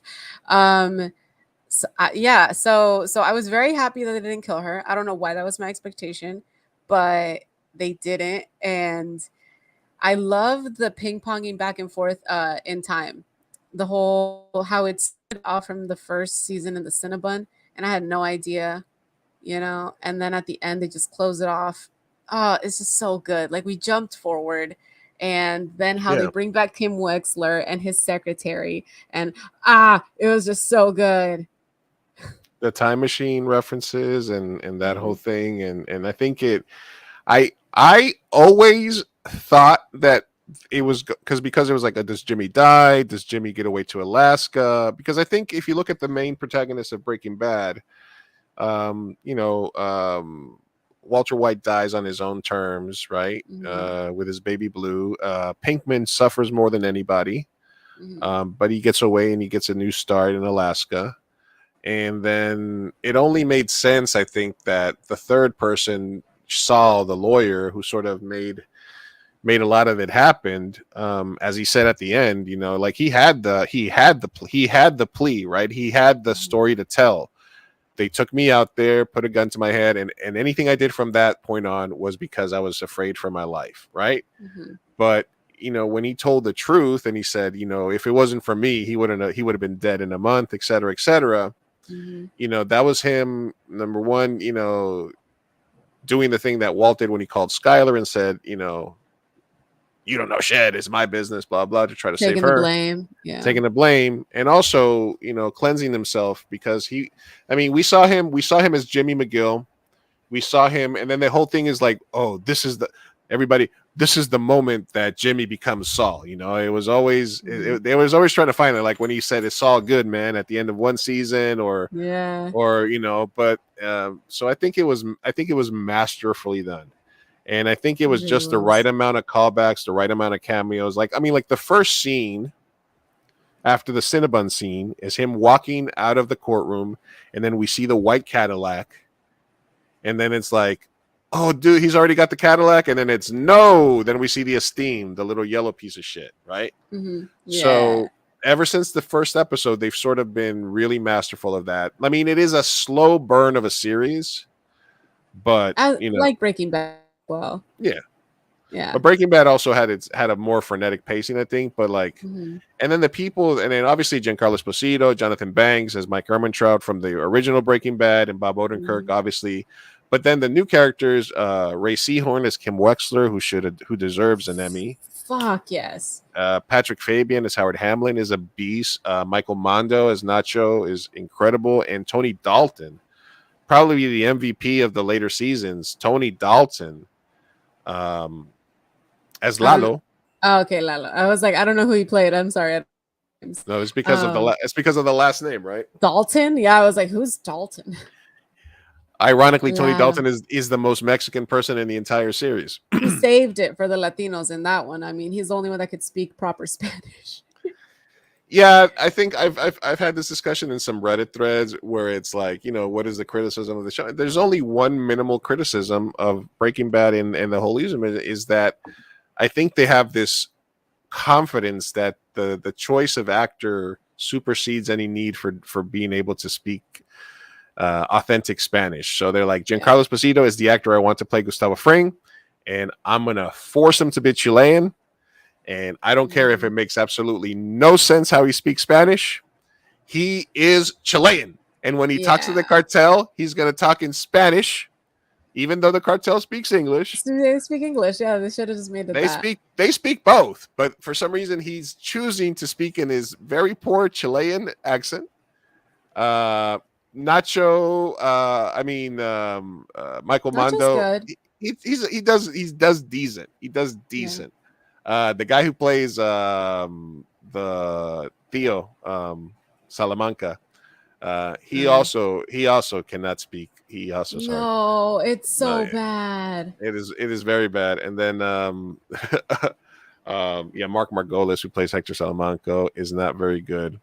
Juan Carlos, who plays Luis Moncada, who play the twins, they're much better. And then Tony Dalton. And then the story with Tony Dalton is that the first day on set, when we first see Lalo, he's in the kitchen making tacos, right? Mm-hmm. And I guess the line that he was supposed to say when Nacho was asking him what, like he's like, hey, come and eat. He's like, oh, es una receta de familia, tiene perejil, or tiene something real basic, right? Mm-hmm. And then or cilantro, tiene cilantro. And then that was how it was written. And he's like, no, that wouldn't be enough of a reason to make it like a special family recipe. Like, what if I say, and he said like some cactus or something, like it's got this in it, and he changed the line. And ever since then, they let him change some lines that didn't sound authentic as a native speaker. So I think they did learn their lesson a little bit, and he did save it a lot for them. But if I had one criticism, and one very minor criticism at all, is that and I understand as a director and as a producer, you make that decision, and it's not a bad enough decision that it fucks up the whole series. Very similar to how I felt about the actor who played Pablo Escobar in Narcos, who was Brazilian and didn't really have an authentic Paisa Medellin accent. But besides the accent thing, do you think there's any other valid criticism of the series? I really can't think of one. Like, it's just such a solid character drama. It's has great writing, great acting in the Spanish. It's just it's airtight. It's a really good show. I enjoyed it. There were some times that it's slower paced, but you're in for that, and you're staying because you want to see the character development, and you want to see where this goes. And it's funny because I feel like I started watching it because I wanted more Breaking Bad, right? I was just like, I need more Breaking Bad, so I need to see what this is about.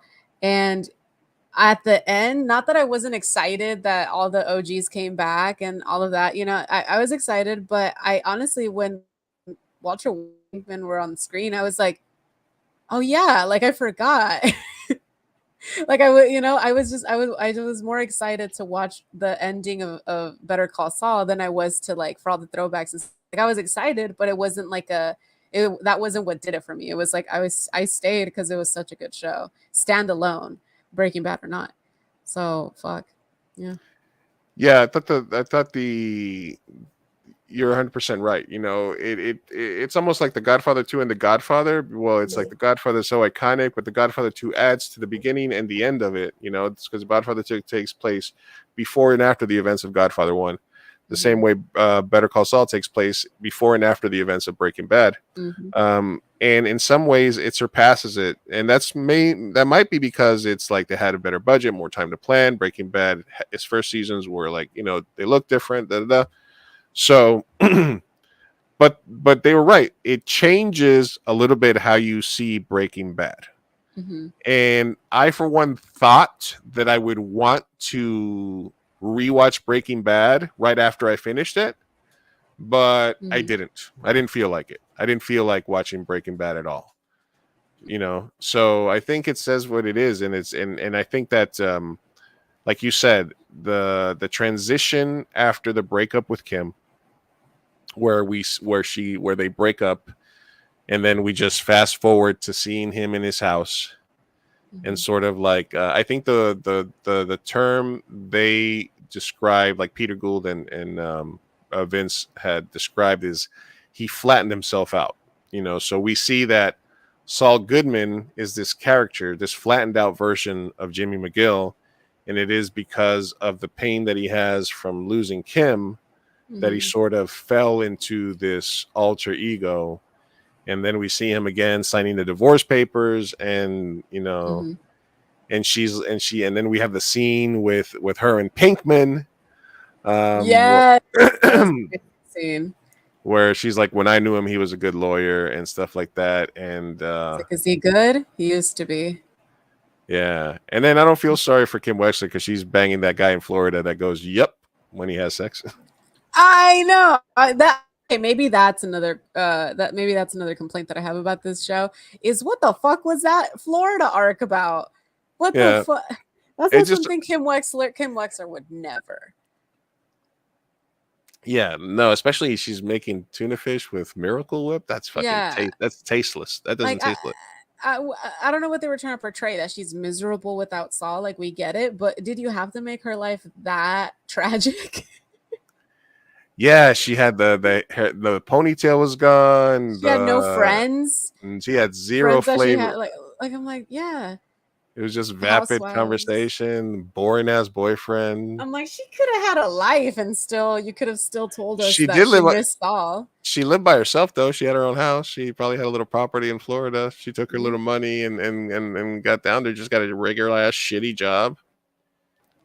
Yeah. She's got like a marketing job for like a sprinkler company. Yeah, I don't know. I think that was It was just meant to portray that she leads a very boring and dull and Mrs. Saul and all of that. But man, really, well, do you think maybe she's in penance for Howard? I mean, do you think that she's purposely living because she stopped being a lawyer, like she felt she didn't deserve to be a lawyer. Yeah. And she's gonna obviously feel guilty, and she broke up with Jimmy because she knew that they were bad for other people. So maybe that's her penance. Maybe that's why I mean, that could be it. And she did give Howard's wife, the whole story and ability to sue her for everything she has. So maybe it was. Maybe she didn't feel like she deserved to have a happy life. And then the bittersweet ending of Saul, like you said, going from 7 to 86 years. I mean, I was hoping that maybe they were going to go back to the original offer of 30 years. Because that was what they were like. There's like one time, take it or leave it offer, 30 years. And he was like, actually, and then he goes back and he says, and at that one point when he says, no, I'm not, he says, I'm Saul Goodman. And then later on he says, no, I'm James McGill, you know? And then he's like, he's rejecting the Saul persona. He's going back. He's absolving himself of all his sins. He's realizing, like when Walter White tells him, you've always been like this, he's remembering these things, his regrets. Mm-hmm. He wants Kim there, so she knows that, you know what I mean, that he's back to, it's important for him to see her, know that he's telling on himself from shit that nobody knew about, the malpractice insurance, all that stuff. It was just, and they tied all the stuff that they were building up to, they tied it up. Mm-hmm. It was beautiful. Game of Thrones, take fucking notes. Beautiful. They stuck the fucking landing, man. Mm-hmm. Mwah. It was just chef's kiss. And then, the irony is Jimmy McGill is now Jimmy McGill again, but everybody in prison is going to call him Saul and know him as Saul. Yeah. And I'm assuming he's in, and then you could just sort of imagine that, Kim, like I think I heard in one of the podcasts for the show, they were like, he's like, oh, who knows? Kim might come visit him once a year and this and that. And even Peter Gould was like, I don't know, man. You know who Jimmy is. Like, I don't think he's going to be in for 86 years. Yeah. Like even in their minds, like the characters are there, and you can imagine him in prison, making connections with the guards, running not even being a scam, but just being himself, and building relationships and probably taking care of his own parole and trying to, you know what I mean? Like, I think there's still hope, and it's bittersweet because we got them connected again. They're sharing that cigarette. There's a literal red spark still between them. Aww. We see them smoking a cigarette just like we see them in the first episode. Another thing that he says in the very first episode is when he does that speech was in the conference room, and he says, "And you will repent." And at the end, he does repent. Yeah. You know, they brought everything back so beautifully. I mean, at the end with the black and white Gene episodes, where you like, was it an artistic choice? I mean, that's one of the few areas where people are like complaining about. They're like the two Gene episodes and all that stuff. But I think that was necessary to sort of bring us back, because they were teasing the black and white, and we would get one clip of it per season, you know? Yeah. So I think that it makes sense for some of that. So I loved it. I highly recommend it. I think it takes its place in like the top echelon of TV series, and it makes the connection with Breaking Bad even better. I think Breaking Bad, El Camino, and it's great. I do think that people should probably watch Breaking Bad first to enjoy it if you haven't watched either or. Yeah, because if you watch Better Call Saul, it's just the payoff will not be as great in the sense that you won't know what the fuck is going on. Yeah. It's more. Yeah, it's definitely not because you want to know what happens to Gustavo and Mike and Walter. You want that first. It's definitely a troop. It's not like it's not like those things where like the Marvel Cinematic Universe in chronological order. They're like how you can watch the movies or you can watch all the Halloween movies in year. Yeah. Exactly. Anyway, that's been Better Call Saul. Yeah. Better Talk Saul, am I right? Better Talk Saul up to 217. Yeah. And lastly, before we go, we have two short no namez ways. Yeah. Now it's time for No namez way. No namez way. No namez. All right, we have a short one here, and here it is. It says, right here. What shall we call you? Should I go to Japan? Yes. Okay. Yes, do it. But be very careful about the COVID restrictions there, because I had friends that were going to go to Japan, and then it turned out that they were like on lockdown. I don't know what's going on, and so they had already bought plane tickets and everything, and it so happened that at that time it was not a good time to go, and they lost a lot of money. Yeah. The only thing I know about Japan is that the toilets are weird. In what way? Well, I don't know. That's okay. That they're smaller. But should they go? Yes. I want to go. I would love to go to Japan someday. I definitely a bucket list thing to go to Japan. Hey, they didn't invite you, Lou. They asked if they should go. I said they didn't invite you. You're like, yes, I would love to go. I would love to go to Japan. Yes. Well, I'm saying if it's somewhere I would like to go, then I would want you to go and enjoy yourself. So yeah. So should I go to Japan? Yes. Yes. I mean, if you can afford it, if it's an option, then yes, go to Japan. It's unanimous. Do it. I mean, if the question is like, should I go to Japan and never see my family again and my newborn kid, then I would probably say, no, you shouldn't leave your family and go to Japan. But all things being equal, like unless it's some part of some bigger equation that you're not telling us, because I don't want you to be like, oh, Lou and Sofia said I should go to Japan and leave my family. We were given zero context. So incorrect information. But in a vacuum, should you go to Japan? Yes, you should. All right. Yes. Next one comes from enough of the name calling. Okay. Oh. My partner won't stop referring to their genitals by pet names. It was cute at first, but became annoying fast. The Terminator is going to do this. The big tuna is going to do that. And the twins are going to land here. Mm-mm. And he can't get off unless I talk about them in dumb names as well. And he wants me to improv and come up with new names all the time. What's an improv? I can't. This can't be real. Like, yeah, give me all your milkshake. How can I stop this or should I bail? Break up. Yeah, I don't know if it's worth it. It's not worth it. For me, no. I dump him. Okay, I'm sorry. That was quite a ride. Yeah. The big tuna? The twins. The fuck? I'm gonna plop these twins on you.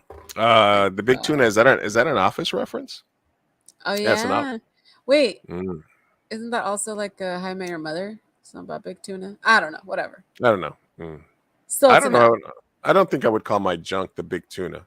The Terminator, maybe. Terminator. Yeah. What is your favorite pet name for genitals? I have what? What? I don't have one. What do you mean? I mean, or I guess, you know, like your typical ones. If you're gonna say pussy or dick. Yeah. But why would anyone get creative with it? I don't understand. Sweater puppies. No. Yes, sweater puppies. My kitty cat. No. I hate it. No, I hate it. Dump him. Just dump him. You could do better. Wow. And I don't even know who you are. We can all do better. We can all do better than a man who calls his junk the Terminator and has to reference it during sex. Don't. And asks you to reference it. Yeah, an improv. Oh my God. Improv. And on top of that, he has requests. Come up with a name for it. What? Exactly. Am I on stage? Is this my improv class? What's going on here? No. Listen, if he's got one set name for it and he's like, listen, this is Little Johnny or this is, you know, the Machine. It's then and he's like, listen, I would just like you to refer to my dick as the Machine. It's a choice I'm making. It makes me feel happy. Then maybe I would say if there's like a one name thing, it's like, hey, is the Machine coming out to play today or something like that? That's a little more palatable, I think. You're right. And then it can be maybe even like a playful joke between the two. Yeah. Okay. That's more palatable. Yeah, but if it's like, hey, come up with new ones every time, and like, I'm sorry, that's too much. That's too much. You're doing too much. I don't like that. There is some, I do like certain phrases or certain stuff. I mean, I do like a little bit of communications, but I don't want a whole like monologue. Yeah. Can you imagine every time you fuck your partner, it's like an audition? You have to do an improv. Yeah. What am I doing? I'm fucking you. I'm saying, what do you think? What exactly. That can't be any more descriptive than that. All right. Anyway, so yeah, please dump them or lay out some ground rules. You know, have the conversation. I'm uncomfortable coming up with names for your cock every day. I'm sorry. Yeah. I'm gonna have to say it. I apologize. All right. Yeah, and then he can choose if that's dump worthy. And then he'll submit an anonymous way and he'll be like, should I dump her because she refuses to call my junk the Terminator? Well, I think that from a lot of the questions we've had, we can kind of intersect that part of our listenership has some kinks.